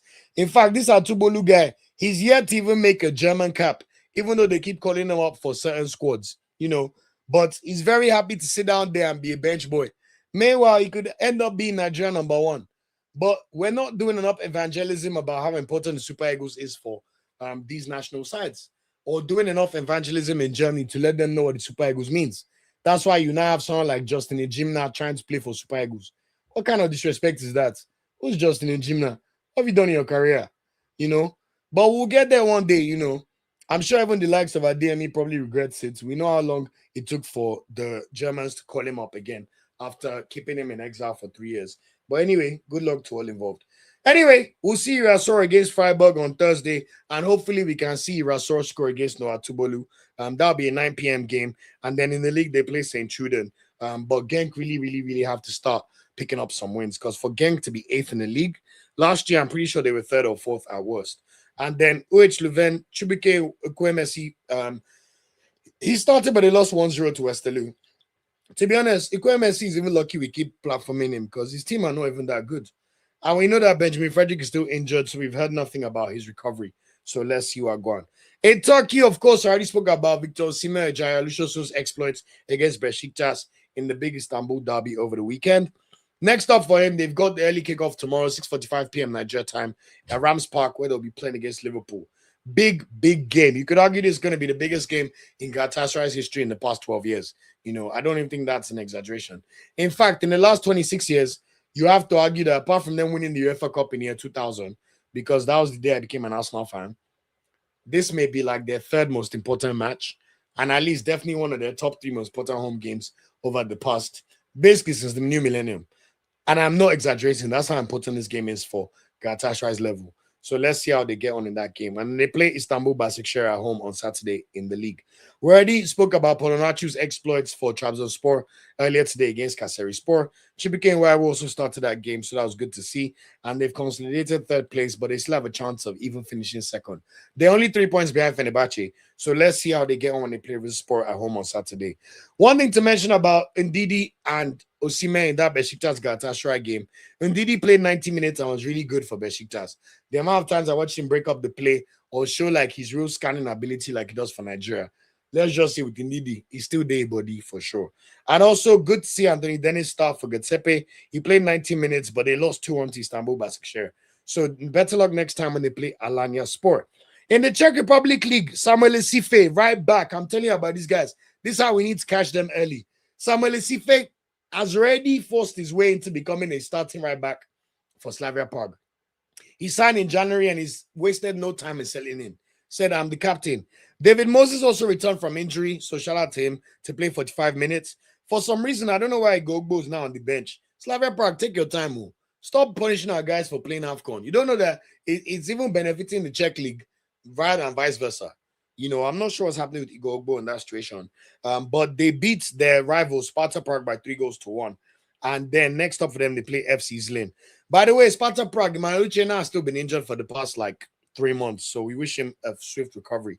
Obviously, we spoke about Salim Fago scoring his 2nd goal for Viktoria Plzen in their 2-0 win over the weekend against Radek Kralov.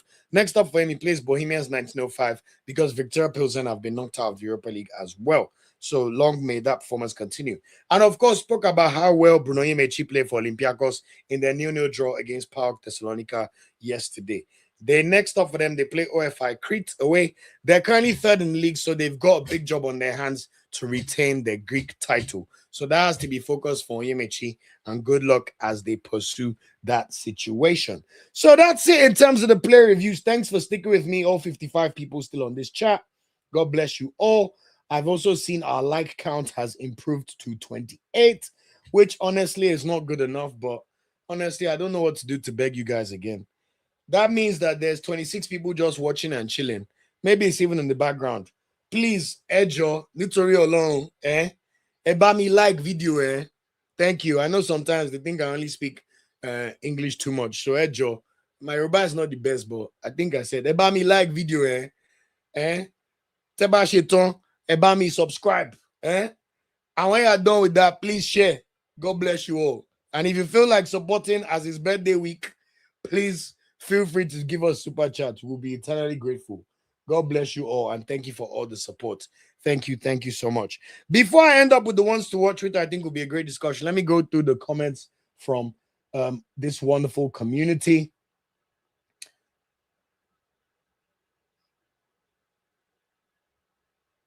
Okay, I spoke about that. United fans said Ajayi made an error leading to a goal. What a shock. I was trying my best to be nice, but yeah, you're right. It's not the most shocking thing ever, is it? Da Vinci! What does Da Vinci have for me? Olu, just watch. Some dodgy referee decisions will start to go Spurs' way. Don't be surprised they start by beating Liverpool. Sky can't afford to lose that London derby viewership money. Bro, I feel you, but I think they can live without the money for one season, Can you imagine how happy the EFL would be? We get to watch Tottenham in the championship against QPR. I need it. They're playing against Charlton. Bro, we just needed, that day that they were celebrating losing to Man City, when Son Heung-min missed that chance, even though they still had a chance to go over Aston Villa to make it to the Champions League, that was the day I knew that Spurs are cursed. And honestly, since that day, they deserve every kind of curse that comes their way. And I love how difficult their fixtures are. By the time Liverpool are done with them, then Nottingham Forest will also come to Tottenham Stadium to eat their own, And I trust Gibbs White, especially the fact Tottenham thought they signed him in the summer. I know Gibbs White got signed for me. I know Ola, I know is charged up. I know these Nottingham Forest boys are not going to lose to Tottenham. If Tottenham don't they shouldn't go and sack this Tudor guy ASAP. Let them keep looking. All right. Wait till the international break. Okay. We will be here. So long may that continue. Jackson says, players like Rio of Liverpool should learn from Tomori and Tammy. 2 caps for England. Honestly, well said. And honestly, when you look at our left wing options, especially now that Lookman plays as number 10 in the hole, you have to admit that someone like a Rio, if you can keep flourishing for Liverpool the next year or two, the kind of status you can easily achieve, come and run up your first AFCON for us next year when you're 18 in the summer, and let's get this shit cracking. In fact, come and be one of the people that helps us look towards the 2030 World Cup and give us hope in terms of our wing options. So honestly, I'd love to see it. In fact, Jackson, I love this take because nobody should regret playing for England more than Fikayo Tomori. Can you imagine thinking 10 or 20 years ago that players will be starting for AC Milan, Juventus, and be English? Loftus-Cheek, Tomori, Lloyd Kelly, and they don't have a sniff at the England squad. Fikayo Tomori will now be finding himself trying to do all these athletic interviews. I know James, what's my guy? James Nicholas of Totally Football Show. That's my favorite football podcast, in case anybody wants to know. No, what's his name? James Richardson, sorry. James Richardson just did another interview of Fikayo Tomori, because that's the only way Tomori can remain in the consciousness in England, because he plays so far away. This guy could have literally been playing for Canada and been their captain, but he chose 3 or 4 caps for England. In fact, the way England have treated Tomori is so disgusting. I've seen these guys call up Dan Burn of Newcastle over Fikayo Tomori. To make matters worse, this guy only just turned 28, and he had 5 caps for England between 2019 and 2023. So that means he got those caps when he was 22 years old to 26. And England never called him up for anything again. Fikayomi, meanwhile, he will watch, I know it will be Bassi, all these guys leveling up and doing all these important things. He can't trick me and tell me that. I'm sure he'll say, well, I don't care. I've played 5 times for England. But the truth is, you can't trick me. This thing's burning him. England have treated Fikayo Tomori like he's not a serial winner. It's so disgusting. Like, it's so disgusting. Syria Team of the Year member, by the way. Like, this guy even played in it. That year he was at Chelsea. He played very well. But all these players, a lot of times, they don't have the foresight to see what the future could be. And it's such a shame, which is why Nigeria Football Weekly must exist. And Eagles Tracker must exist. Because you must remind the people what it means to play for the Super Eagles and what the Super Eagles means. Because that's how we can avoid this nonsense from the likes of Tomori. Tammy Abraham, I don't even care, honestly, because Tammy Abraham is not better than Osimhen. He's not better than Onuachu. He's not better than Akor Adams, in my honest opinion. He's not. His overall ceiling is not better than Boniface. But you see Tomori center back when Semi Ajayi is starting games at AFCON. Tomori would have been starting for us now. So I hope the new generation are watching. Ita Nwaneri. I've been saying Nwaneri because I've been in England so long. I've heard his name so much. It was enough for the wise Nwaneri. Look at how Arsenal have moved on to Dauman. Come and win number 10 for Super Eagles. We'll clear the decks for you, man. Clear the decks. Clear the decks. When Eric Shell is trying to talk to you, must say, go and talk to him. Listen to him. Yes. So great comment. I love that. Thanks for that, Jackson. And then Charles says, see now Morocco are seriously building momentum towards 2026 and 2030. They're investing in everything from coaching, education, early player development, and development. Spot on. I've said it on this podcast so many times. In fact, look at the Morocco team at the AFCON. Go and look at their bench and the number of staff they had. Meanwhile, Eric Shaw will ask NFF for 150,000 a month to pay his entire backroom staff. And we have low lives that will be abusing him. That's, how can he want that much? Go and look at Morocco's backroom staff. Set piece coaches, every kind of coach you need to give you a slight advantage over your opponents. Morocco have it. Then will not be complaining that they are trying to cheat us when the next AFCON comes. I'm sorry. That excuse will not wash again, no, especially in Pamuja, when all the big teams will have equal playing field. Start getting your ducks in a row. It's not the NFF to get their ducks in a row. They are leaking the coaches and contract request. He's even doing interviews where he's saying he doesn't know how his contract proposal got leaked. And these as I men think we're foolish because they're banking on the uneducated parts of our society to continue to encourage nonsense. The way Nigerian elites, politicians, and the rest is like that Boala stupid interview we saw the other day.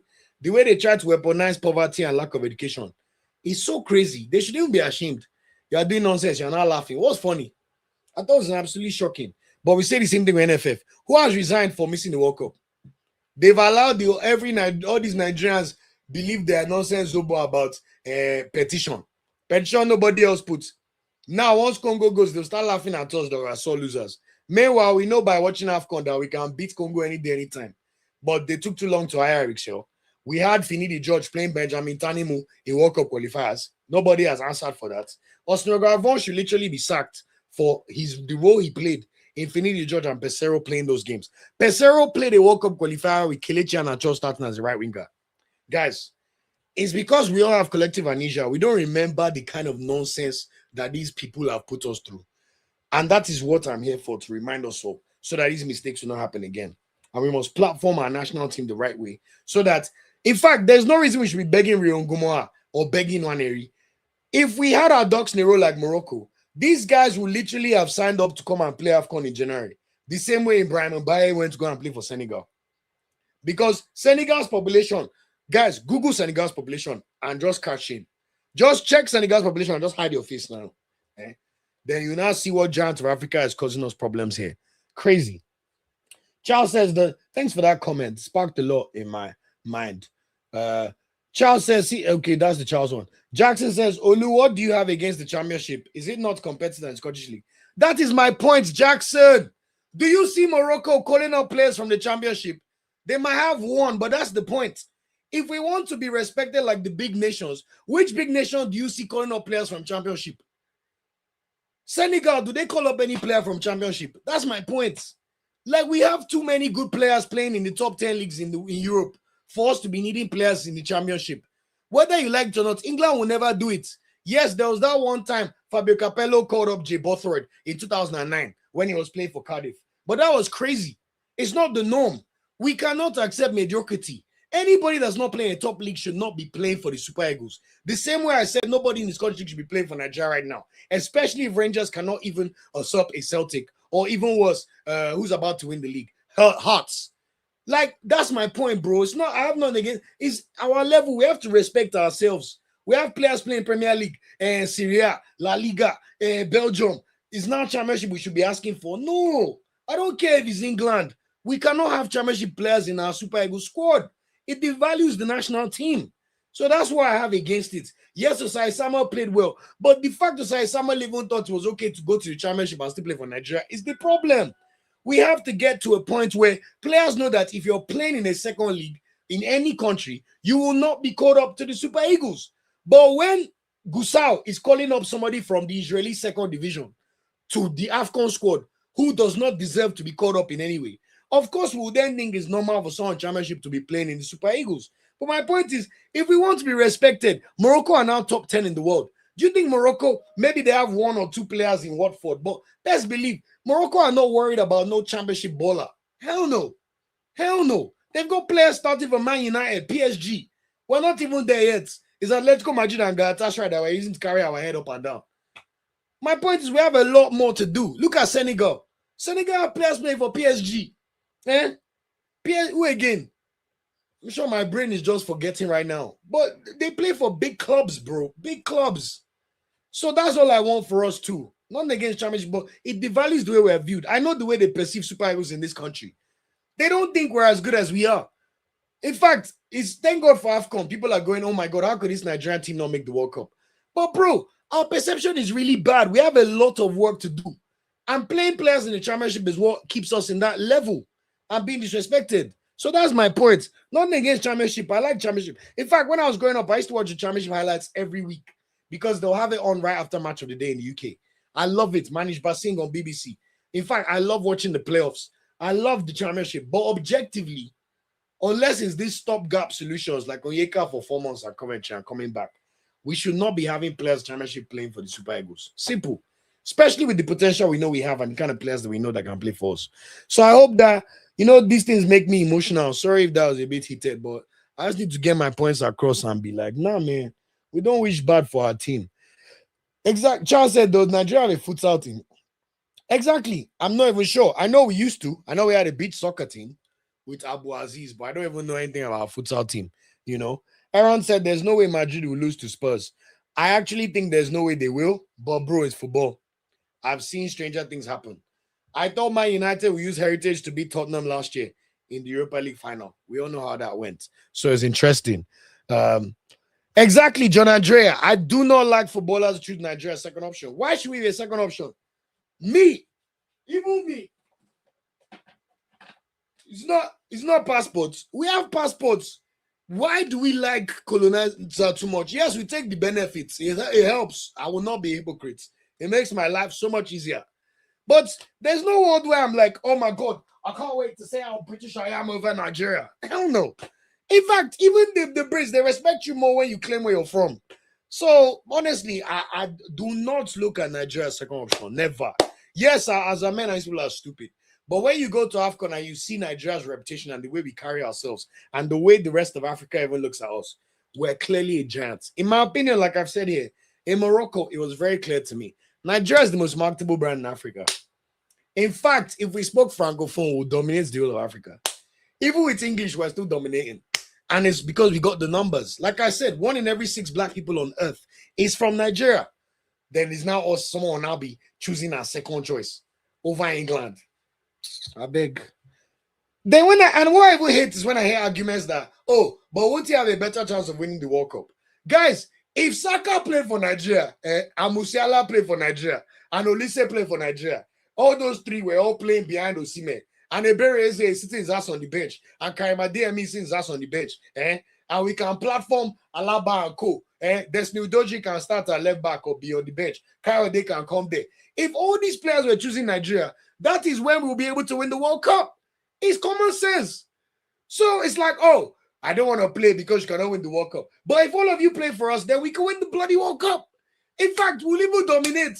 It will make the Azamen sit up. Can you imagine if all these players play for Nigeria? Then they'll now put Gusau as NFL president. Even Tinubu, I know, hates embarrassment. He will tell Gusau to pack his bags and go. Put someone that can at least talk. Because every time you're mediocre, there will be a conversation or someone will be screaming from the rooftops about your incompetence. That's the honest truth. So I hate that argument so much, man. And don't worry, trust me, one day we're gonna get there. Because the more we get better at platform AFCON and people can watch how important Nigeria is, which is a shame about the World Cups. Your Nwaneris, your Real Gumoas, they cannot be choosing England at 21 ball over Super Eagles. I'm sorry. Come and play for this, our amazing fatherland.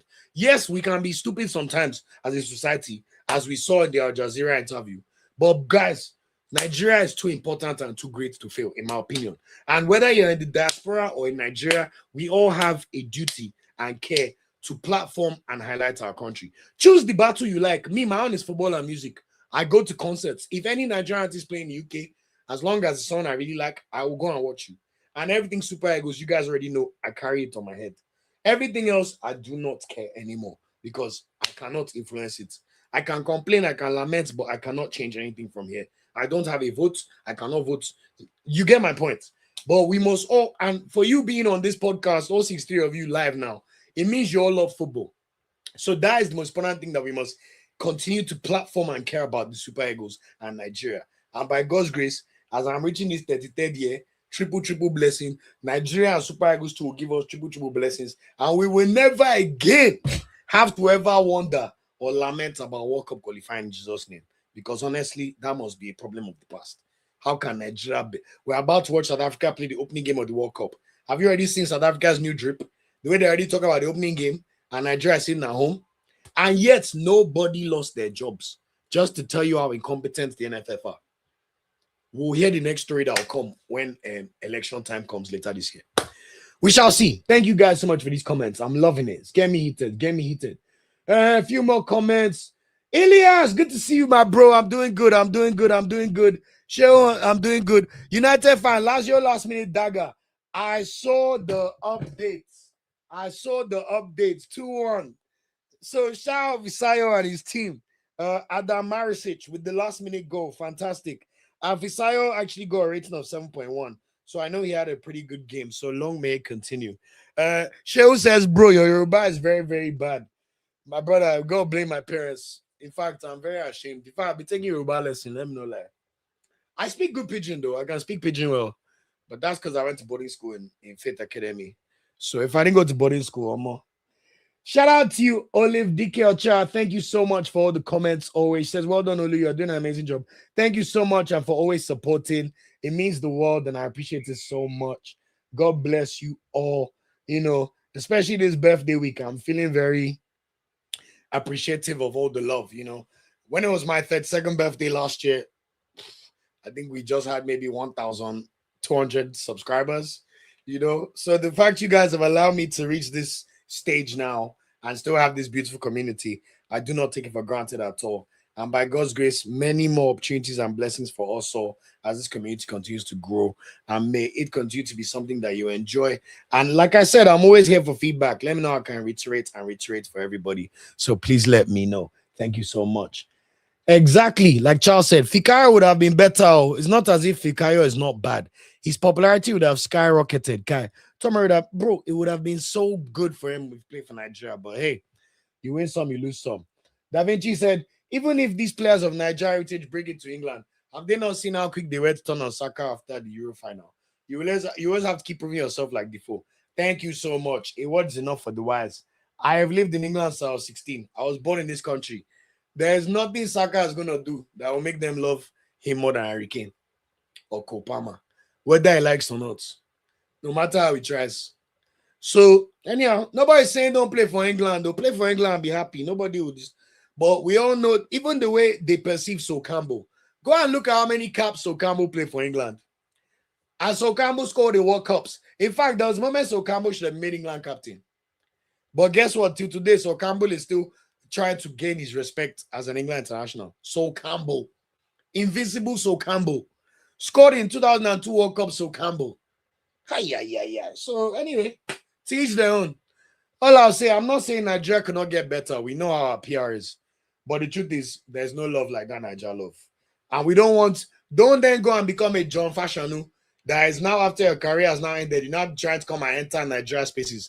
Or like that snake that I don't want to mention her name that used to play for England, that is in the bad books of everybody in the UK and will now go online to be abusing Ian rights and expecting the British public to turn on Ian rights for her.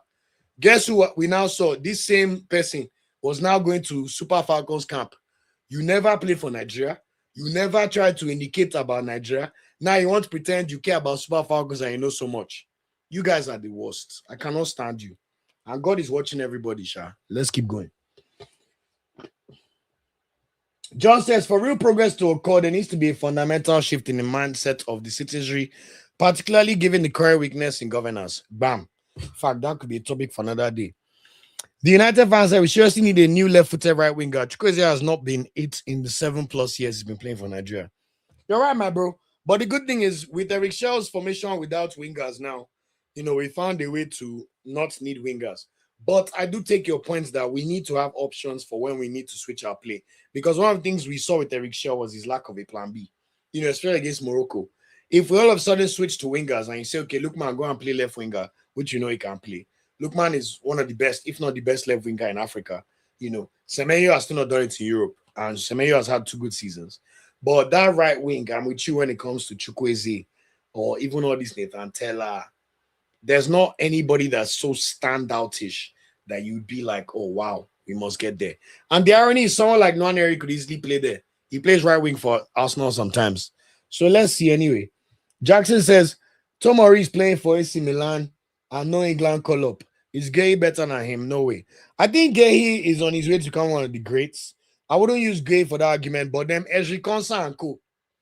Ezri Konsa will be getting call-ups to England, damn bun. And someone starting for the Rossoneri is not. Anyway, pick your poison. Elias said, by the way, bro, I don't know if you saw, it looks like the Iran and Jordan game will be in Turkey. This is why I like Elias. Elias always knows about these updates. Maybe NFF have said, who's our star player, Osimhen? Let's keep him happy. So let's go to Turkey. Please, Elias, send me the information on that, where you got that information from. Let me just read up on it, and then I'll probably bring another update for the community in the weekend preview video. Charles said they got players in Ligue 1 and La Liga. Senegal have players at Bayern, Chelsea, Spurs, Villarreal, Everton, West Ham. Thank you so much, United fan. That's what I was trying to highlight.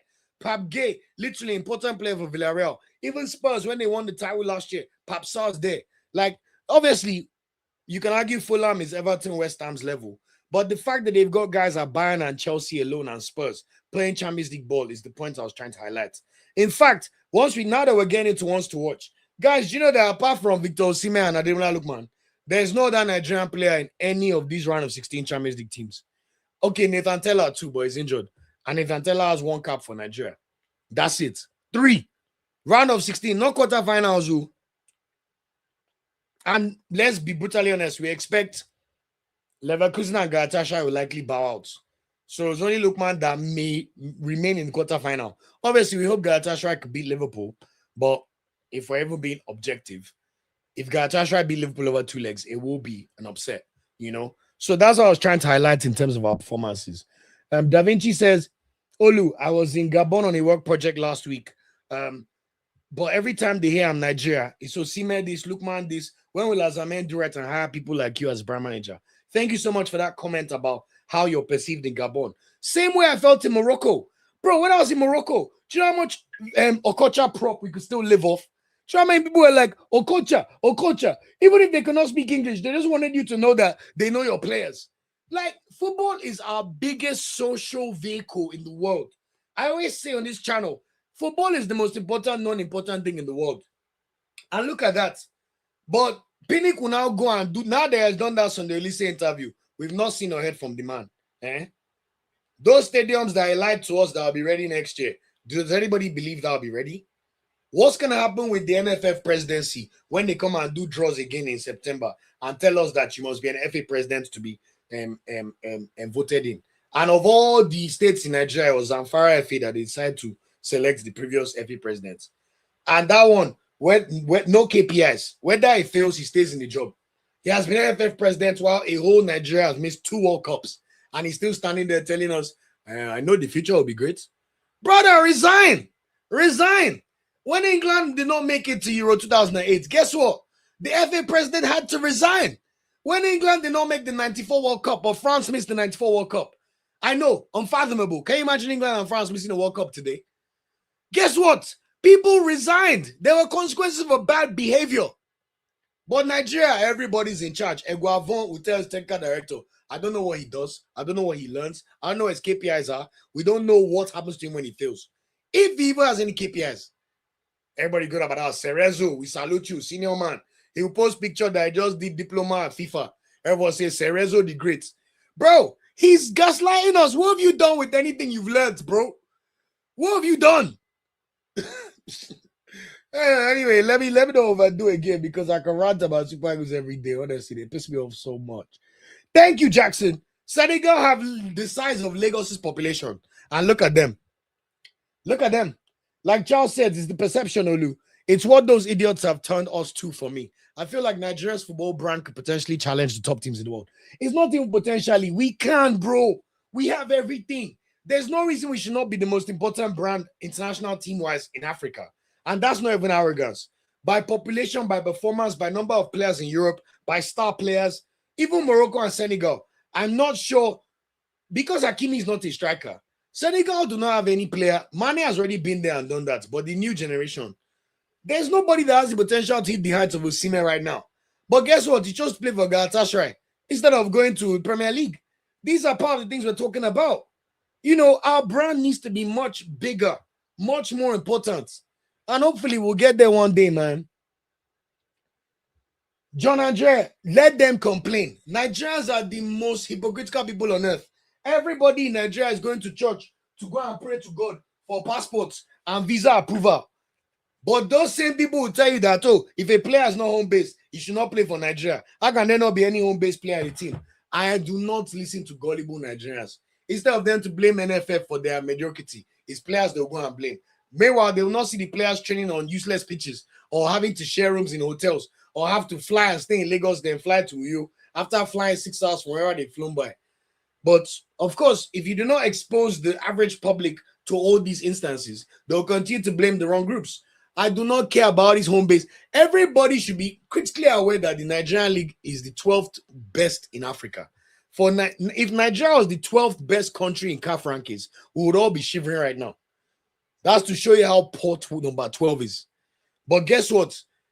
For the league, people, I bet you the average Nigerian that screams home base does not even know where Nigeria's coefficient is in Africa. They're not even aware that Rivers United were the first African Nigerian team to perform in the CAF Champions League in over 8 years. And Rivers United were the worst team in the group stage out of all 16 teams. They were absolutely useless. They did not win a single game. But guess what? Somebody will now come and cry when they see Super Eagles list and tell you that where's the home base player? There's an absolute disconnect there. Meanwhile, that same Nigerian does not even really watch the Nigerian League. They watch Chelsea, they watch Liverpool, they watch Arsenal. They don't even watch Super Eagles. That's why they will now tell you in AFCON, where's Benjamin Frederick? So I do not even fall for Nigerians' hypocrisy. People that don't even care about the national team anymore, but they want to tell you that, oh, there's no home-based player in the squad. Meanwhile, they don't want you to go and get the best players available to you. They should keep drinking whatever Zobo they're drinking. I do not have 2 minutes for those people. And in fact, those people, I have the most mouth for them. Because me, one thing I know, my mouth is very sharp.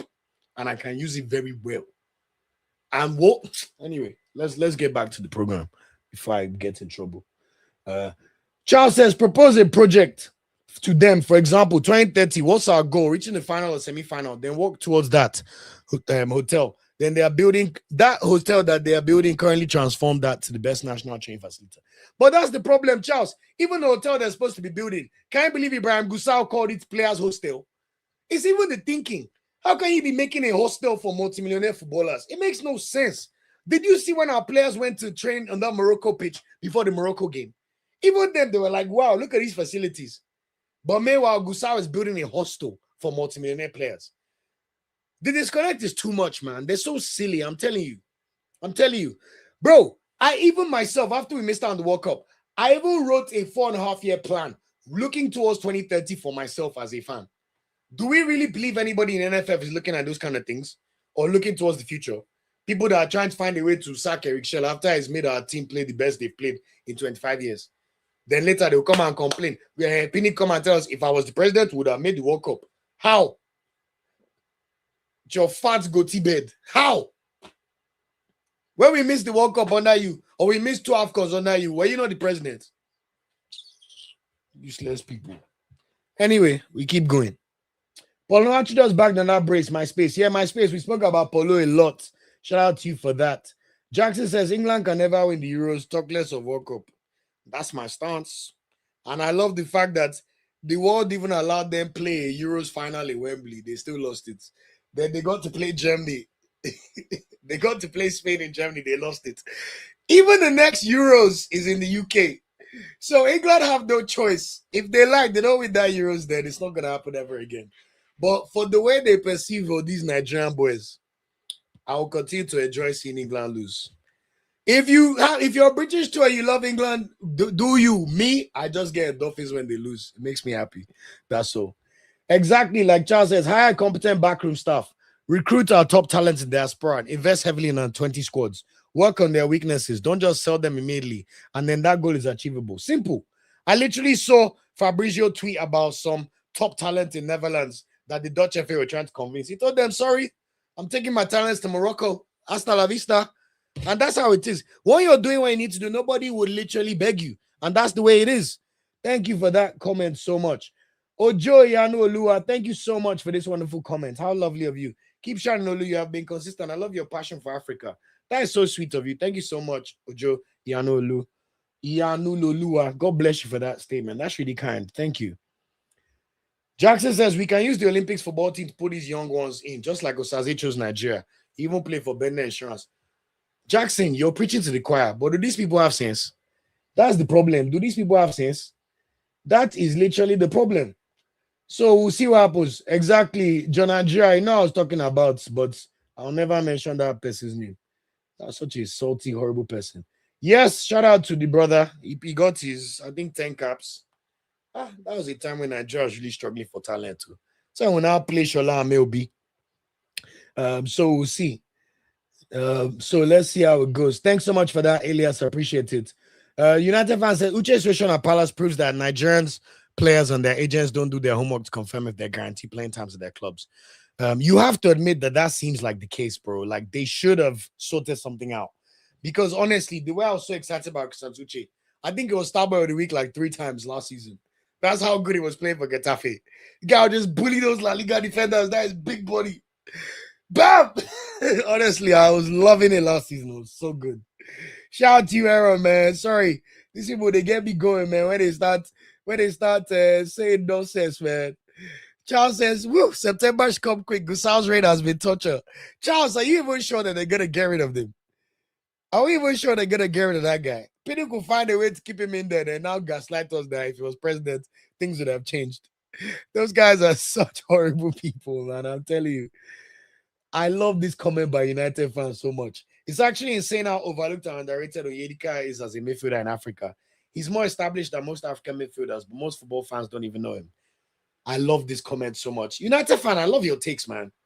Obviously, as a United fan, I'm sure me and you, when it's Arsenal United, will be there. But Onyemaechi has been performing at a high level for at least the past 3 seasons. His situation is the reason why eventually, as a player, you must pick the right move and move to a top 5 league and the right club. Onyemaechi has played in Champions League for at least 3 of the past 4 seasons. He's won the Belgian title already, at least once, and has been an exceptional midfielder in the Belgian league for the past 3 years. But you have to pick your moves. I wanted him to move last summer.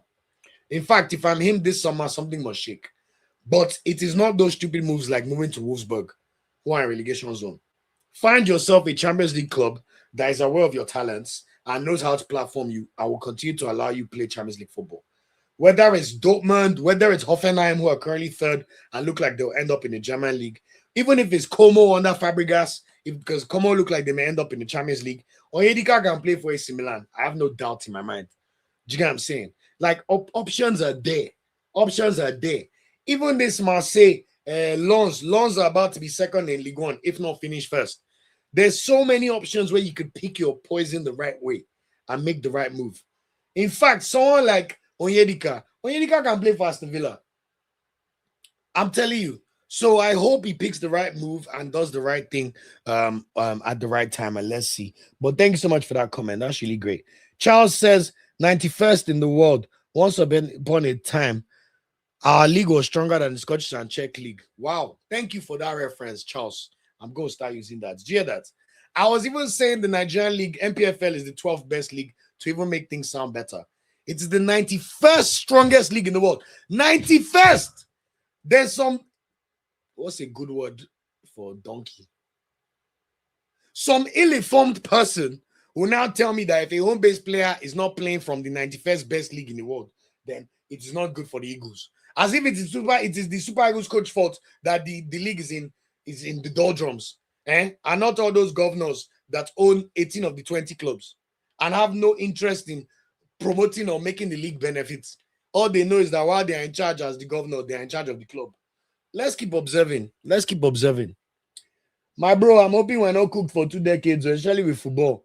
Aaron, oh my God, thank you so much for the super chat. He says, thanks for this stream, bro. It's very entertaining. Aaron, I want to say a special thank you to you, man. You're on all my live streams. You always support. You're always part of this community. You always give great takes, and you're very, very clued up and informed. I want to say a big thank you always. You're one of our super subscribers, if I could call you that. And honestly, this means the world from you. Thank you so much for always enjoying the content. And thank you for this super chat. As you've blessed me, may God continue to bless you. May your family never know lack. May whatever you desire for the rest of this year come to pass and fruition in Jesus' name. God bless you so much. And thank you so much. God bless you.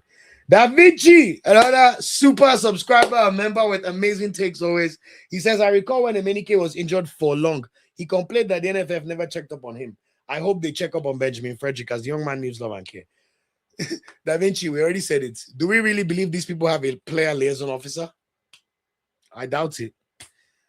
Basic things that literally we have so many competent people in Nigeria that could do this work, but then they'll tell you that there's no money to pay for that. But if it's to be sending our players to Jordan to play friendly games, you see them, or send our players to Russia. Which other top-tier footballing nation do you see carry their ass to go and play in Russia in a friendly match? No, let's talk these things. Even I remember one of my videos went viral. Some ill-informed people were telling me, what's wrong in us going to Russia? So let some people think, let's just keep looking, man. We know it's not happening, my bro, but hopefully one day we will see a liaison officer actually go and do the needful for our players and take care of them and look after their welfare.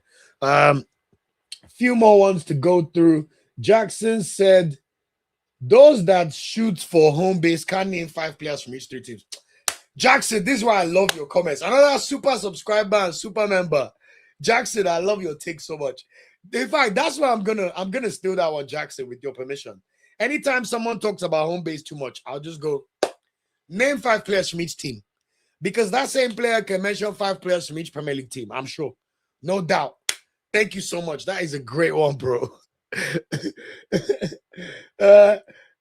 Charles says, Victor, Lukman, and I know need to win an Olympic medal for us. I won't be happy if they don't. Do you think they'll play in the Olympics?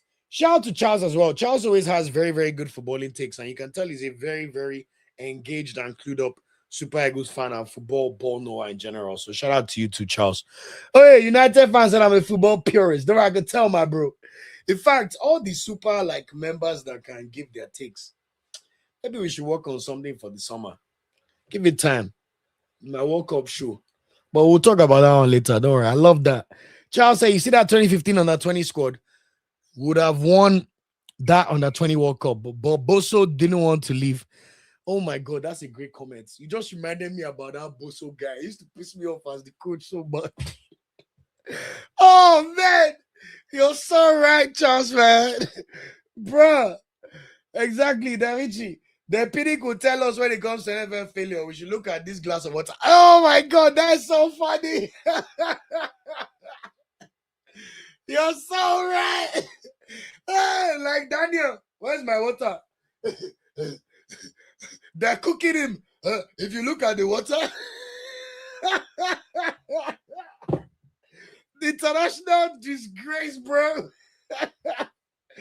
Crazy people, man. I'm telling you. I agree with this take, United fan. It said, then again, it's good to have these underrated players that people don't know of. Elements of surprise needed sometimes. I agree, but let's get our rep to what it deserves to be. I think that's the needed thing. Yeah, Aaron is right. Olympics under 23. You can put 3 players from your under 23 squad in the Olympic squad. And maybe, when's the next Olympics? LA.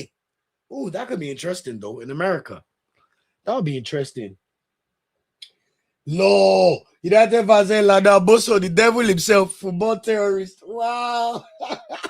And thank you so much, Charles, for the plug. Charles said, guys, like the video and subscribe. We must change our football by fire, by force. God bless you guys, man. Much love. What's our like count now? 31. Okay, that's not too bad. We got 58 people watching. Oh, by the way, I need to say a big shout out to Victor Osimhen. Oh my God. Victor, thank you so much. It's not every day we get people joining as members. I haven't even recorded my intro member video yet. I want to say a big thank you to you for deciding to support us in an extra format and give us that extra support. God bless you, Victor Osimhen. It means the world to me. I will not let you down. We have our members only live stream every Wednesday. So we're going to have one after the Champions League games this Wednesday, 10 p.m. UK time. Don't worry, Nigeria and UK time will soon be the same in terms of similar time. You know, we're on the way to having summer finally. I think it's the least we deserve considering the year we've had. But we also do our members only live streams. I'll also send you the members only Discord on the live stream on Wednesday. And really excited to have you on board. Thank you so much for deciding to support us in this way. And I promise we will not let you down. You also get the ability to shape some of the editorials in the way we decide on the content, because you're almost like our super focus group. So I really want to thank you. I'm free to do this a few days for my birthday. Victor, God will bless you.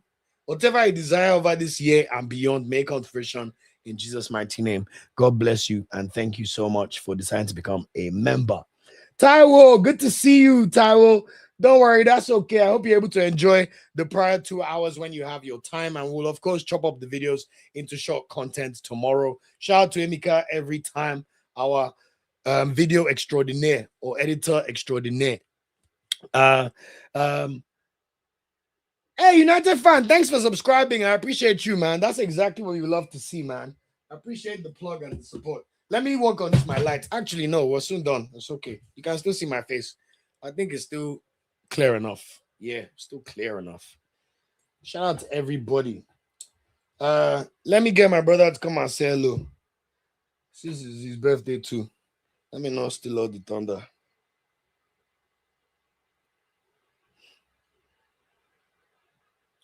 Actually, Spanish shooter right now.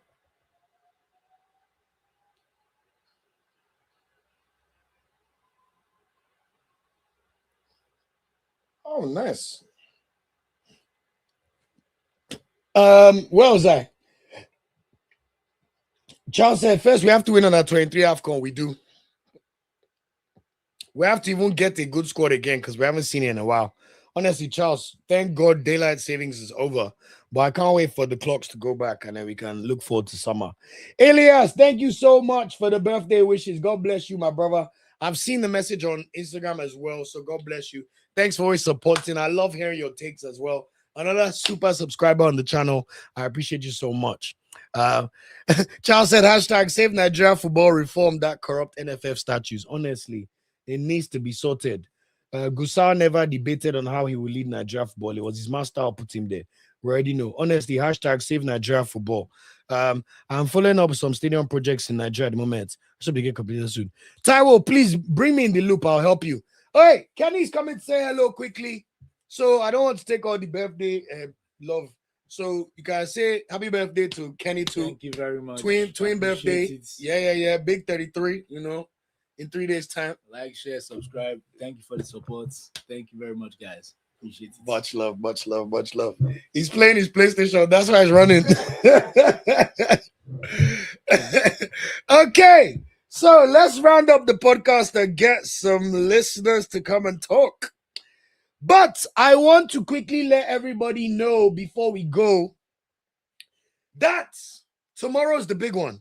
Champions League wants to watch. The good thing is the games are at different times.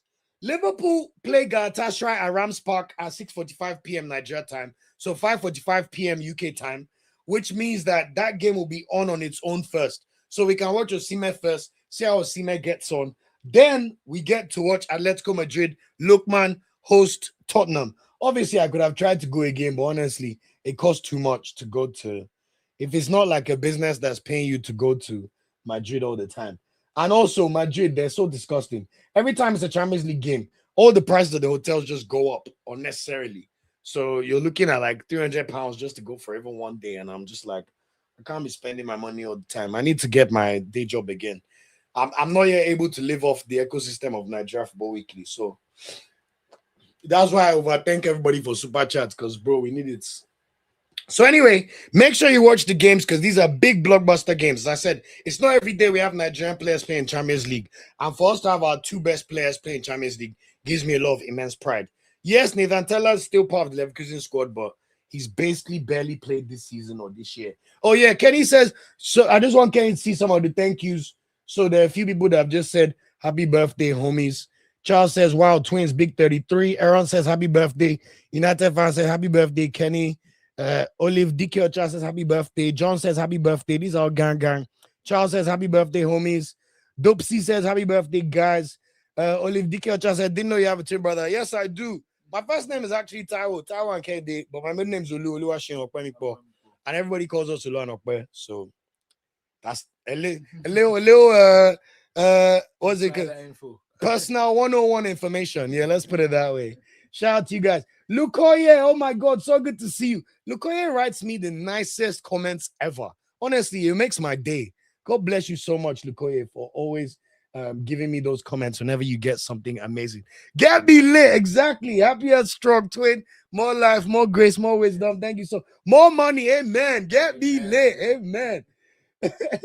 And shout out to you, Adetayo. Happy birthday to you. Thank you guys so much for all the kind words, man. Really appreciate it all. And God bless you all. You know, it's nice to always, you know, do life with your brother. And also, it's nice for us to both buy AFCON, you know, together. So that was nice. I know some of the listenership were very aware of us doing the content together, especially the Algeria game before we had to go before Morocco. But the Mozambique game and the Algeria game, we were able to do both of that in Morocco. So at least we're able to have some bucket list moments. Before you go, okay, quickly give us your prediction. By the way, he's a Liverpool fan, so this is a good one. Give us your prediction for Galatasaray versus Liverpool tomorrow, and give us your prediction for Atletico Madrid versus Tottenham. So with Galatasaray being at home, I think it will actually be a very tough game. What's the score? I think I'm going to say 1-1. That's fair. By the way, Liverpool fans, so of course he can't say anything that will be weird. All right, the other one, give me Atletico Madrid. I mean, I think Osimhen will have a part to play in the goal against us. And then Atletico? Atletico versus Tottenham. I think Atletico should have that finish one easily. Atletico should they're in much better form. Tottenham are basically scrambling for where to find something from. So, you know, Tottenham are trying to find where to find something from. So, really, actually, Atletico should, I'd say 3-0 or 3-1. Amazing. Okay. Well, shouts, Kenny. Much love. Thank you, guys. You know, like I said on Thursday, no live stream because we'll be celebrating birthday, but of course, the content will be coming hot. Thank you, as you guys have prayed for us and blessed us on the road to 33. You know, 93 babies, third month of the year. You know, like I said, triple blessings this year. Same for all of you in Jesus' name. Amen. All right. Thank you for blessing us with your presence. Thank you very much, guys. Thank you. Let me just bring. There should be another one right there. Let me just put it. By the way, West Ham have beaten Brentford on penalty shootouts. So even better, that means West Ham will play Leeds United at home. We're forever blowing bubbles. If it's based on where I was born, my brother and I should be West Ham fans because we were born near West Ham. So, but obviously that was never going to happen. But yeah, shout out to the gang. So anyway, those are the Champions League games for everybody to peruse. You heard it from my twin brother's mouth. He said Galatasaray Liverpool 1-1 tomorrow. Obviously, you expect Liverpool to beat them once they go to Anfield. And then he said Atletico Madrid will beat Tottenham by 3-0 or by 3-1. So those are the main games for everybody to be aware about. The other games taking place tomorrow, not involving Nigerian players. Of course, Newcastle hosts Barcelona at St. James's Park. I think that's going to be a game for the books. I mean, Barcelona already beat them 3-2 earlier in the season with Rashford scoring 2 great goals. Crashford. So I think it'll be a really entertaining time. Let's see what Newcastle could do. I will not be surprised if Newcastle knock them out, but I think Barcelona will have too much, especially with the way Lamine Yamal is heating up. I love when star players become the star players they should be. The way Yamal is bagging these goals, I think he's now the second or third top scorer in La Liga. I saw the goal he scored against Athletic Bilbao again. Like the way he's killing people with these left foot finishes. Oh my God, ooh la la, just beautiful. Like he makes Saka look mechanic. Yamal, you can tell that's the golden boy, man. Like him and Olise. And Olise could have played for Nigeria. Ah, Nigeria. Anyway, Newcastle Barcelona tomorrow. And then Bayern Munich are also playing Atalanta in Bergamo, 8 p.m. So those are the 4 games taking place tomorrow. But of course, the Nigerian games, Galatasaray against Liverpool. I'm going to shoot for a Galatasaray 1-0 win. If Galatasaray do not win this game, the tie is over. So Osimhen and Co need to rise it tomorrow. I will also agree with my twin brother that Atletico Madrid should beat Tottenham 3-1. I do think Tottenham are a bit of a different beast in the Champions League, though. So I would not be surprised if it ends up being a draw. And Tottenham are using the Champions League as their release. So I would not be surprised if we see something very surprising from them. But I hope Atletico Madrid can use their pressure to win, because we need to make sure at least one of our players remains in the Champions League. And then on Wednesday, even though Nathan Tella is injured, 6:45 p.m. Nigeria time, Arsenal will be at the Bay Arena to play Bayer Leverkusen in the first leg in Germany. So really look forward to that game. I'm hoping we can do what we did to PSV last season and just beat the brakes out of them. And then the second leg is a breeze. And even more fun that night, we've got Paris Saint-Germain against Chelsea. I'm really looking forward to this game, especially with the way PSG have been faltering. They've been losing games right, left, and center, especially at the Parc des Princes. It doesn't even make sense. You can even see a world where they need to sign Osimhen in the summer. Chelsea will be feeling good, especially with João Pedro and the form that they're showing right now. They've won every single match they've played, apart from the 2 league games they drew, and of course the 3 losses to Arsenal. Basically, if they play Arsenal, they lose. If they play everybody else, there's hope. But I think that'll be a very tasty tie. And of course, the big one between the 15-time winners and the recent treble winners, Real Madrid versus Man City. They will be playing each other for the 14th and 15th time, respectively, in the past 5 seasons, I believe. Obviously, last season, Real Madrid knocked City out before Arsenal knocked them out. But this season, I'll be very surprised if Real Madrid are able to knock out Man City. I think Man City are coming for revenge. And Bodo Glimt also plays Sporting Lisbon in the first leg, which should be interesting. And by God's grace, we'll know who Arsenal's quarterfinal opponents would be. On Thursday, just so you know, there's also Europa League games involving Nigerian players. Terem Murphy and Zedu Sanusi's FC Porto go away to Stuttgart to play against the German team, 6:45 p.m. Nigeria time. Then Irasoros Genk will be hosting Freiburg in Belgium, 9 p.m. Nigeria time. Then Bamidele Yusuf's Ferencvaros, one of our highlighted Starboys, will be hosting Braga, 9 p.m. in the Europa League as they hope to get to the quarterfinals. And finally, Ola Aina's Nottingham Forest will be hosting FC Midtjylland of Denmark, 9 p.m. Europa League. That same night, we'll see Palace play AEK Larnaca of Cyprus in the Conference League round of 16, 9 p.m. But we know it's very unlikely Uche would play, and we're not even sure if he's in the squad. So those are the main ones to watch for this week. Of course, because I'll do a weekend preview episode, I will make sure that I consolidate on the ones to watch for all the other games taking place for the weekend. So that's it for this episode of the podcast in terms of my editorial content. And apologies to my 2 community members who love to join and give us their takes. Really, really appreciate it. Apologies for the delay. I will let them go. Now, let me just go through any more comments that I need to speak on. Okay, spoken about that one. I didn't even bother when I saw any news about Zoho. I knew it was fake news already, I'm telling you. Tyrell, please keep me posted on that. Shout out to everybody for the birthday wishes. That's really, really kind of you guys. Lol, United fan says they're not only Spurs fan. My brother is a Liverpool fan. Yeah, Liverpool fan. Liverpool all the way.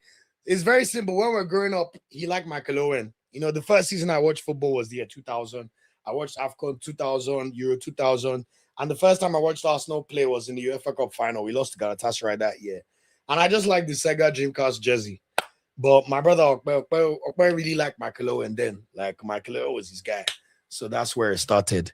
Olive Dicker just said, Kenny looks like a quiet guy.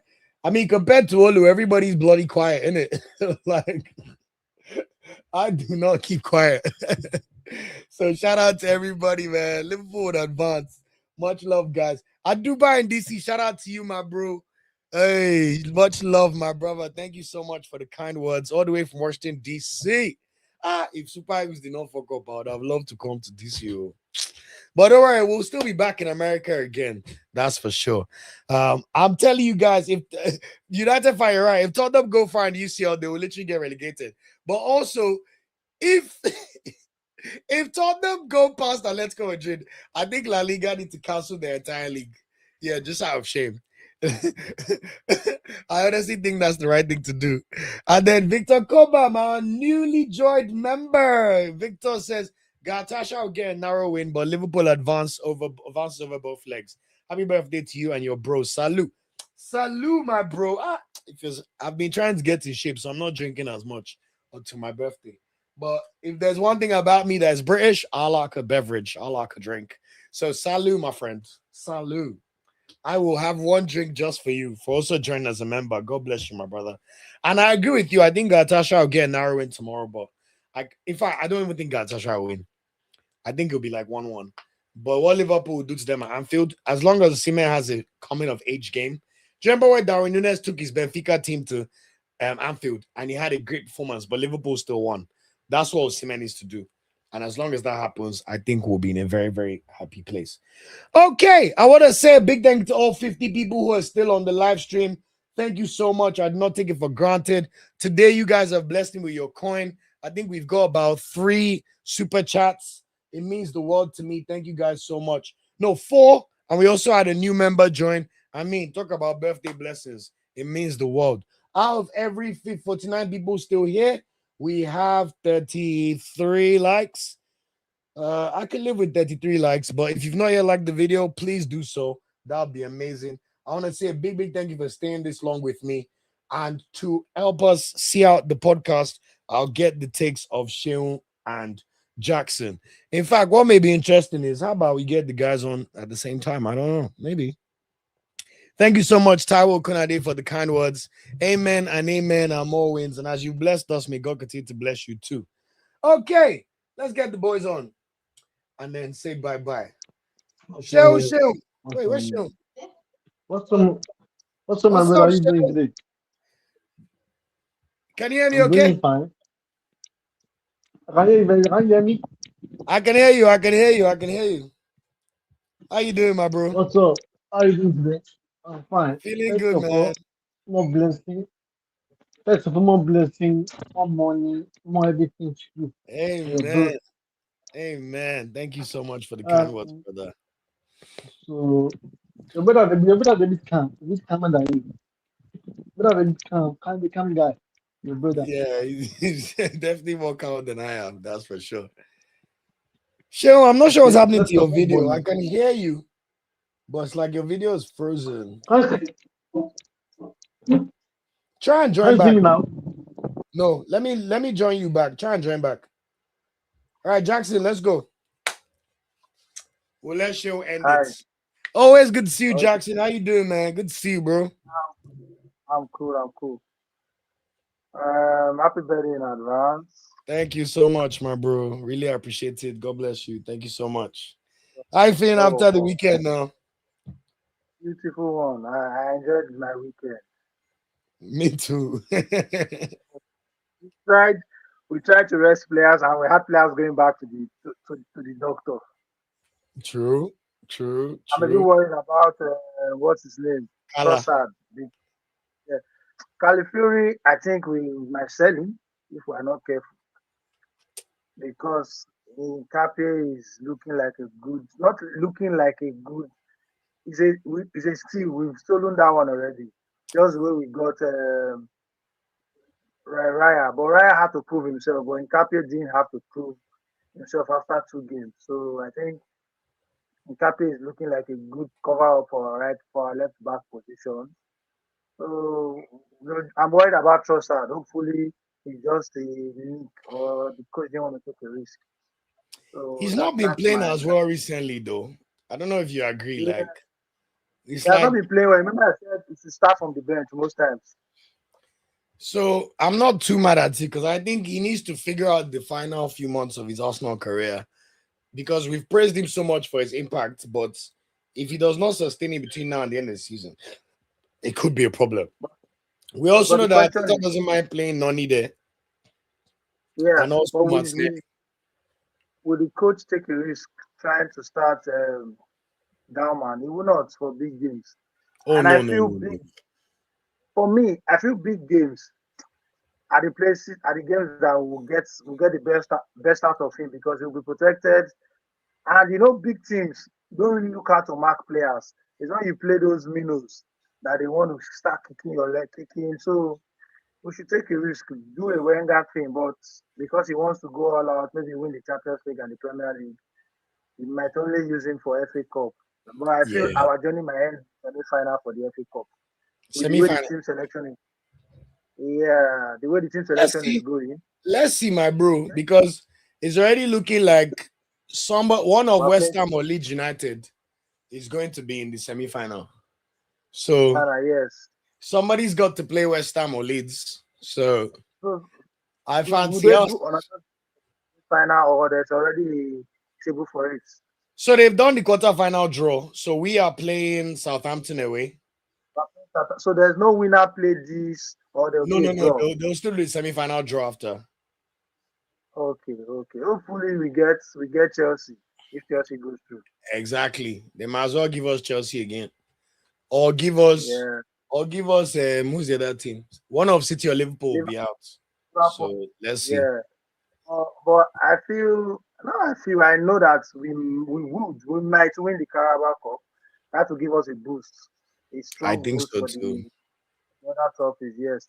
And it will maybe demoralize Guardiola. Hopefully it does. Because that draw.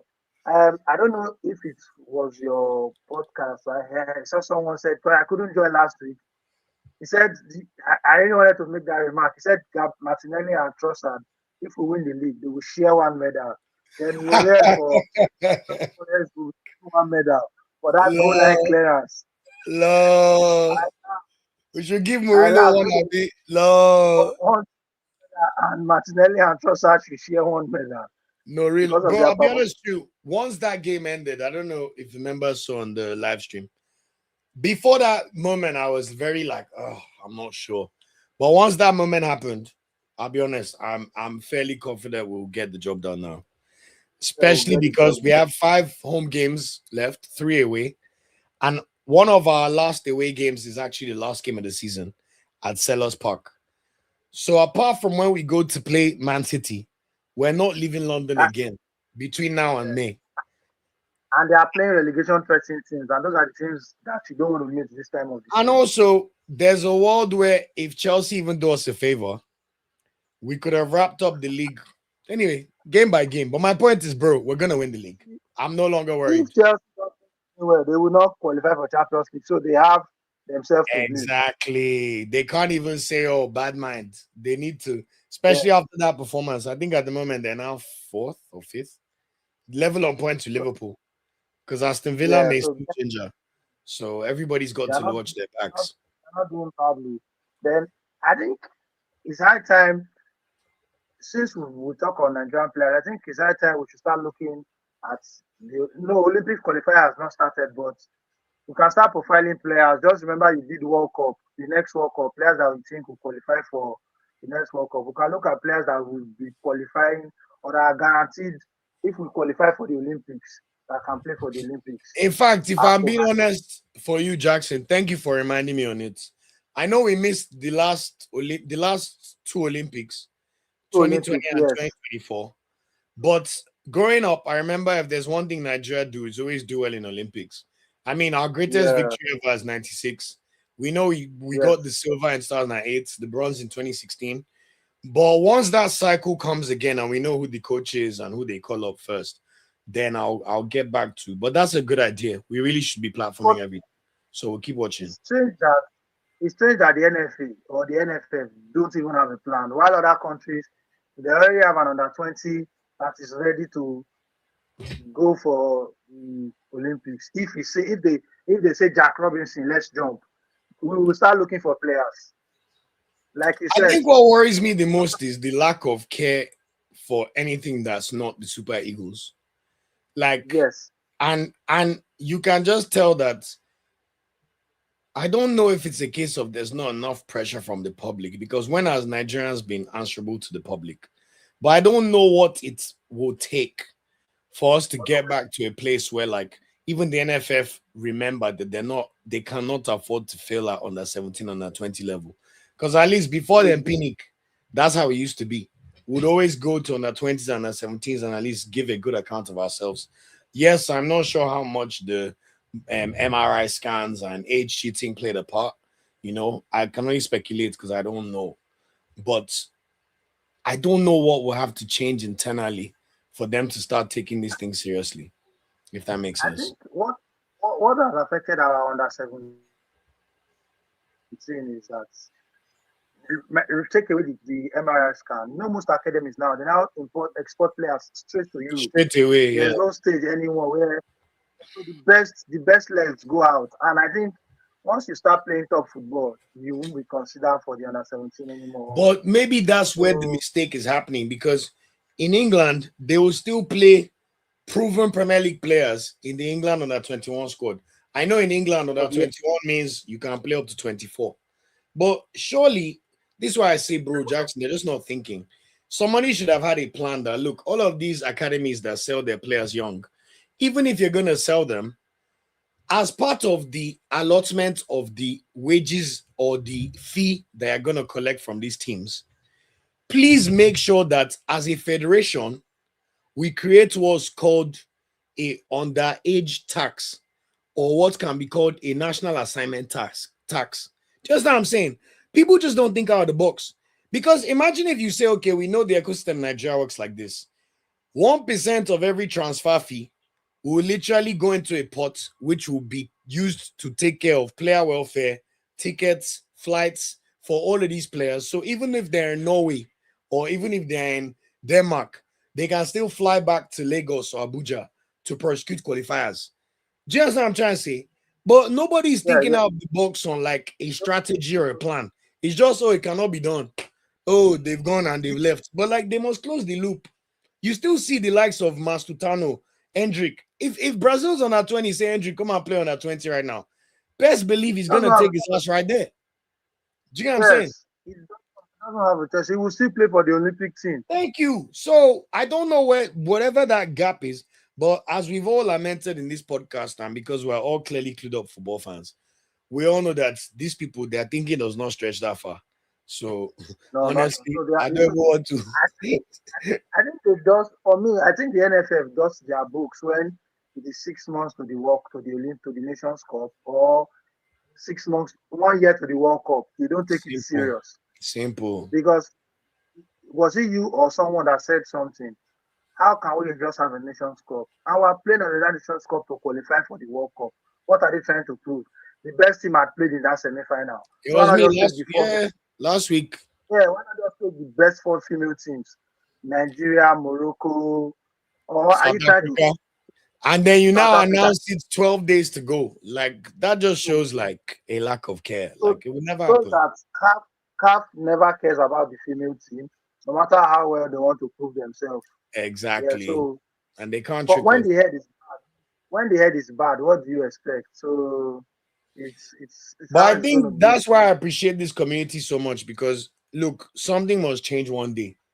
And even if we start small, or if it's just having media, because media is a very powerful tool. I mean, look at the amount of things Simo Bike was able to get them to do. I think NFF think he has left them alone for now. But it's funny how once they think they could be embarrassed, all of a sudden everybody's ears perk up. You know? Yeah. But for now, we need to find a way to continue to disgrace these guys, because honestly, it needs to stop. Okay, Jackson, just before I let you go, give me your thoughts on the Champions League. Apart from Arsenal, you can also let me know what you think about our 2 Starboys. How do you think their games are going to go? And just your general Champions League thoughts. So let's start with what game tomorrow. Liverpool. I think Liverpool will take it. So you guys, people have been sentimental. Yeah. Liverpool's revenge it's going to be served hot, not cold. You think even tomorrow? Yes. Oh, fair. No, I mean, I've always been the opinion of Jackson that like there's no way Galatasaray can beat Liverpool over 2 legs. I don't believe it. I think Liverpool will beat them. But because the Galatasaray that played against Besiktas, their performance are beginning to drop. Yes, but maybe we also say they're saving it for champs. And you know they beat Liverpool already in the group stage. So and you know what it means to beat Liverpool, and they are coming back. True. It's not gonna be easy this time. And this crunch time now, right? Yes. So this day you separate the men from the boys. To be honest, this is my favorite part. This one is exciting. Where you know that Real Madrid is the real Madrid if they wake up. So for that, Liverpool is going to take it. Then the one that it's a bit dicey is the team that is not informed but has class, Madrid versus Man City. They are not informed, but they have class in the Champions League. So let's see what Guardiola does this time. I heard Mbappe will be fit. I heard Mbappe will be fit for the first leg, but I'll be honest. If Mbappe doesn't play, Madrid are done. I'm sorry. But I think Madrid's greatest on doing is their defense because they've never had a steady four-man lineup in front of Courtois for a long time. And to now make it worse, they've now lost their defensive stability with this Arbeloa guy. They say they don't want any proper coaching. No problem. We'll see what happens. I think they still have the stardust to make a way. But I'll be honest, the way Arsenal embarrassed them last year, I think if they're not careful, another English team is going to embarrass them. Man City will do worse to them than what Arsenal did. I can't even imagine how Semenyo is excited for his Champions League debut. Oh my God, he must be restless today. Like, wow. Unleash me, Bernabeu. And what other games do we have? The Arsenal now. That's clean sheets. Let's just leave that one. Clean sheets. Let's leave that. That's a clean sheet. You know, in Europe, nobody parks the bus. That's why we'll tell you they say we play boring football in the Premier League, anti-Arsenals. But in Europe, we have scored more goals, we have conceded less. We play terrible football, but we have more goals in the EPL. We have more goals in Europe. So we are beating, except Arteta comes up with one dirty lineup or funny lineup, which I know he won't. But we are beating yes. Just like you said, the way we did PSV. Before the return leg, it was already over. I'm so excited. Okay, well, I love Jackson's takes. All right, what do you have for me to round up? Basically, we should, before we get 3 games to go, we should have wrapped up the league. That's my belief. I'm excited. I'm excited, man. Then I feel NFF should give. It's high time our ex-footballers that understand football management, come out for stuff like this. I think if they come out openly, the public's eye are now too open that they would not support them. Then because it is political appointment, that's why most of them don't come out. That's why you see Kanu can't come out because our clubs here are being run by the governors. Mm-hmm. Yeah, so it's political appointment. They are appointed, they are not voted. But if an Okucha or someone that knows, say a lot of Ghana comes out, not John Fashanu that wants to now use us to clean his trash. But say a lot of Ghana, the likes of them, they come out and want to run for posts like that. The public is too well grounded not to want to support or throw their backing behind them. And to make our football better, we see the likes of Edu go into football administration. It's high time our ex-footballers run the game for us. Not let those ones that their uncle's brothers, their father's brother was related to the NFF chairman. His sister is the governor's wife. He got that position and is learning on the job. We don't want anybody to learn on the job.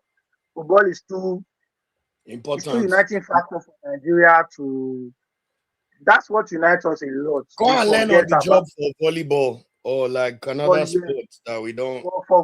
Not football. It's too uniting for us to want to. It's too important to the national psychic. Like it's too important to the way the people feel. Hopefully, we'll see our Magic Stadium next year. Thank you so much, Jackson. I really appreciate you, man. So I'll see you on the members only live stream. We still have that this week. But I think a quick one because of our time zone here. Members only if we could make it okay because it's going to be after Champions League. That's the whole point. I just don't see any need. I don't see the use in doing a members only chat before a Champions League game. Like that's the So main are you thing. I doing it understand the timing. are you doing it after the Arsenal game or before after the last game? To me, it makes sense after the last game. Like, imagine we are doing a live stream while Real Madrid is playing City. I don't think that will make sense. Like, That it's will all make well and sense. good, but like, we have to be watching the games as like. But don't worry, let's join the next members only because I want us to debate those things as members then, and not. Last one I joined too early. The last one. Yeah, by 1 hour. That one was my bad. But I hope you still watch the recording. I tried to still just do something on my own. Yes. I appreciate you, man. So anyway, I think by this weekend I'll be a year older. Arsenal should be on the way to the Champions League. Who's our next Premier League match? We're playing Everton. Yeah. Please, quick one. Remind Shehu that when VAR disallowed Wrexham goal, they did not complain. If it was Arsenal, they would say VAR is supporting us. So remind him if he calls In VAR. fact, I'll bring Shehu on now, but I want to do a special. Just stay on for one more second. I just want to do a big thank you to Lukoye. Lukoye, I want to say thank you so much, so much for this super chat. Honestly, for all you do for this channel, the way you support, the way you watch, the way you comment, and for you to give us a $20 super chat, my brother, God will bless you. He says, take 2 cake day shots on me with your Kung Fu Kenny. That's so funny. Kenny will love this. My first ever super chat on any streaming platform ever. Wow. That's amazing, Lukoye. Shout out from the City of Angels, Los Angeles, Cali. In fact, Ogba. I need to know, like, Los Angeles is like, my brother and I, we support the Lakers. It's the only sport that we support the same team. And LA is one of the countries that I've never been to. I mean, one of the cities in America I'm yet to go to, but it's top 3 on my bucket list. So shout out to you, Lukoye. Thank you so much for this comment. He says, Kali, Jael, Trabaye, get me lit. Come and see this super chat, but you helped me get the super chat too. From Lukoye, one of our best subscribers. Said, take 2 cake day shots on me with your Kung Fu Kenny. So I said, come and see. I help me thank him. Thank you very much, Lukoye. Yeah, that's the real SG. Definitely do that. And he watches because he takes his time to comment all properly. The way from Los Angeles. Cali, find me, Ade Cali. What's Ashake? Hey, blow my trumpet. Go. Hello. Oh, thank you so much, Lukoya. I wanted to just take the time to really say thank you. God bless you. As you've blessed me and my brother and our family, may God continue to bless you. May all you desire over the next year and beyond come to fruition. Continue to enjoy that sunshine. I'm so jealous you could live in sunshine all year round. And it's not the one that there will be generator, almost tearing your ear. Shout out to Cali. And thanks for all the support. And obviously, I love your comments when you take the time. So I just wanted to say a big thank you so much for that. And may God continue to bless you. Thank you. Okay, Elias, yeah, you're right. Can Chukwuemeka switch from England to Austria? That's his business. I don't know how someone makes such a stupid decision, but honestly, the guy's not playing that well for Dortmund for me to be that bothered. And I don't like people that the foresight just seems to be lacking. This is Austria's first tournament, first World Cup since 1998, and their first tournament of any kind since they played the last Euros, but they've only been to like 2 Euros in the last 20 years. So if a player decides to do that, then when you end up playing 10 times for Austria, you never win anything and you never go to another tournament, do not come and complain. And also, I have a thing of all these Nigerian players that become themselves Kani or Nonso that call himself Noni. Like, brother, where's your love for your name? Like, I don't like that shit, man. But thank you so much for platforming that. Okay, Shehu, I hope you're ready. I wanted to keep Jackson on because I know he wanted to ask you something about Chelsea and Arsenal. So let's get Shehu on and let's wrap it up in the next 2-3 minutes and go home. Shehu, sorry for the wait. Back in business. All right, before you go, let me ask you a question. Hello, what's up, Jackson? Hi, what's up, Phil? How you doing, Jackson? I'm good, thank you. How are you? Okay, I'm listening, Jackson. I'm fine. So can you hear me? Yeah. Yes. Hello. So did you see the game against West I Ham? have to, You I saw have the to hear you. I'll be your phone. can you hear me? Yeah, I told you. Yeah, I watched it live. You didn't see anything I about can't hear you. I can't hear you now. I can't hear you. I can't hear you. Can't hear me. yes, yes. You didn't see Can't hear anything me. about the 3 lines. Yes, I can hear you. I might be. Can you hear me? Okay. I might tell you VR. I'm not in UK. I'm not in UK now. I In said UK, I did the VR now. I can't hear me too. no, no, you're not in UK, but they drew 3 lines for one offside. You're not in UK. I watched the They match drew three live. lines for one offside. And Yeah, okay.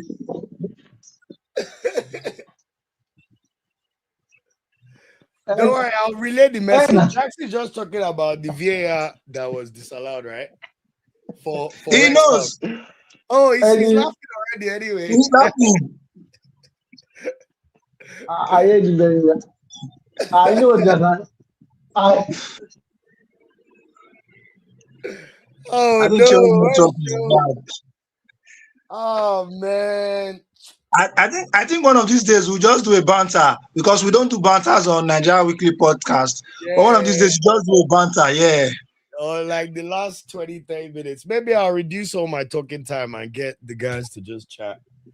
Or maybe Yeah. we'll create like a separate show where everybody can just Just banter each other. be gisting because it's good for community. Okay, Look at Shehu, I think Shehu is back. I'm just trying my best not to affect the quality of the stream. Option is not using Chelsea's network. No, I mean it might be Chelsea's network at this point. All right, Shehu, 1 minute. Just give us an update because it's affected the show, but just quickly give us an update and let's go. All right, Shehu, are you back on? We can hear you. Just talk. Don't worry. first of all, no, for me, can't hear me Yes. now. Can't hear me now. Yes, yes. Can't hear me. Oh God. Can't hear me now. Yes, yes, yes. Can hear you. Olu can't hear me. Shehu, I can hear you. Like we've been hearing you the whole Olu can't time. hear me now. Oh, what's going on now? Shehu, Hello. I think it's from his side. you know what, guys? Let's wrap up the show today. Like I don't like. Yes, yes. I think it's from his end. Shehu, sorry about that. Let's sort stuff for the next session there. But God bless you guys. Been going for almost 3 hours. Honestly, at least from a fitness perspective, I've been on my feet for 3 hours, and I went to go and run 4 kilometers just before. So thank you guys for all the comments. All 34 of you that have still remained in the chat. Shout out to Jackson, always, power member, power subscriber. God bless you. And of course, may this be a great week for everybody. Amen. Enjoying and signing out. Jackson, let me let you go and let me just end the stream. But much love always, and thank you so much for all the support. Step Monique. Well, see when Step Monique is. Step Monique, anyway, I've got the whole show ready for you to still listen to the whole thing. Much love. We've just been getting a lot of wonderful super chats per birthday week and all the blessings. But I want to say a big thank to everybody for sticking with us throughout the whole show. It's been an absolute pleasure as always. I do not take it for granted. Thank you for every like, every share, every subscription. Shout out to our new member, Victor Osimhen. God bless you so much for support. Shout out to everybody who gave us a super chat today. Lukoye, God bless you. May your cup never run dry. Victor Osimhen joins us as a new member. Aaron for your super chat. God bless you. Charles for your super sticker. God bless you. Aaron even gave us 2. God will bless you guys so much. And for everybody that's been on the live stream and has supported and has wished us a happy birthday and also wish my brother a happy birthday, I want to say a big, big thank you to everybody. And I appreciate this community so much. What you guys have been able to do for me and even show us a path towards continue to grow Nigerian football and give us credibility we deserve. It's because of you guys that we're even close to 11,500. We'll continue on the road to 20K. Remember, you can also join as a member and keep supporting us. And honestly, I just want to say a big thank you from the bottom of my heart. That's all I want to do. I don't want to plug anything again. You have all the information right here. I just want to say thank you. God bless you all. Remember, there is no live stream on Thursday, but look out in your inbox. by Friday afternoon, at the latest Friday evening, the weekend preview episode would have dropped. And of course, we'll also cover the updates from the Champions League, which will be in there as well as previewing of the Premier League as we return back to the big boy action. We will have the Members Only live stream on Wednesday night, immediately after the Champions League game. And then I'll take a birthday break and I'll go and just do enjoyment for my birthday. And then on Friday, full transparency, I also have a house party because, as all of you rightfully pointed out during AFCON, I like to enjoy myself. So I'll do the recording and make sure the content still comes. And then we'll do a celebration on Friday night. And then back to the regular schmegular program next week, Monday, to hopefully cover a lot of good news for Arsenal and your different teams. Shout out to all of you. Steph Monique says, "Oh, look, can you interview Akor?" Guys, by the way, that's my next plan. Like, I want to get to a place where I'm interviewing these players. I'm just not ready for the wahala and pushback of dealing with their agents and clubs and all of that. But that's the next frontier that we need to get to and really like provide a platform we can speak to these guys on a human basis. You know, it's good to talk about their careers and their lives, but can they be around someone who they know is not trying to scrounge off them or ask them for something? What would that look like in terms of their ability to open up and really give us content and information that will make people understand them more and also just have a better understanding of how footballers think, and especially the Super Eagles players. So shout out to everybody. Lukoye, thank you so much. It's your dad's birthday on Sunday. Shout out Popsy every time. So what's that? Popsy's big March 15th. One of my best friends, his birthday is on Sunday as well, March 15th. Shout out Dikbo. Today is one of my friends, Tayo's birthday. Shout out to you, Tayo. I know some everybody in March. So honestly, now we did rain.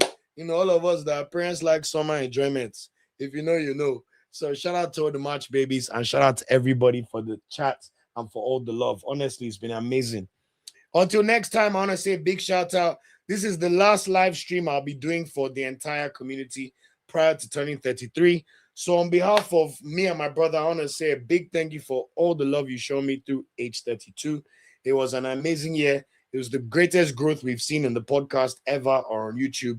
You know, personally, it was also a good year, but also challenging in certain ways. You know, we all have normal lives, whether it's relationships or family or friends or jobs and all those things. But I want to say a big thank you to all of you guys for keeping me sane. And this channel was my outlet, even in moments of struggle or stress, which may not have come across. So thank you so much. As we go to 33, we're coming in bigger, better, and with more content. And like I said, I'm always here for the feedback. And as we level up, we're going to also level up in a triple-double way in Jesus' name. So thank you so much to the community. Enjoy the rest of the week. Enjoy all the football, especially the Champions League games. And hopefully Arsenal or your various teams win. And we'll have a lot of content to talk about over the next few days. And I'll see you on the other side of 33. Thank you to everybody. Enjoy the rest of your evening. And I'll see you on the next episode. Much love.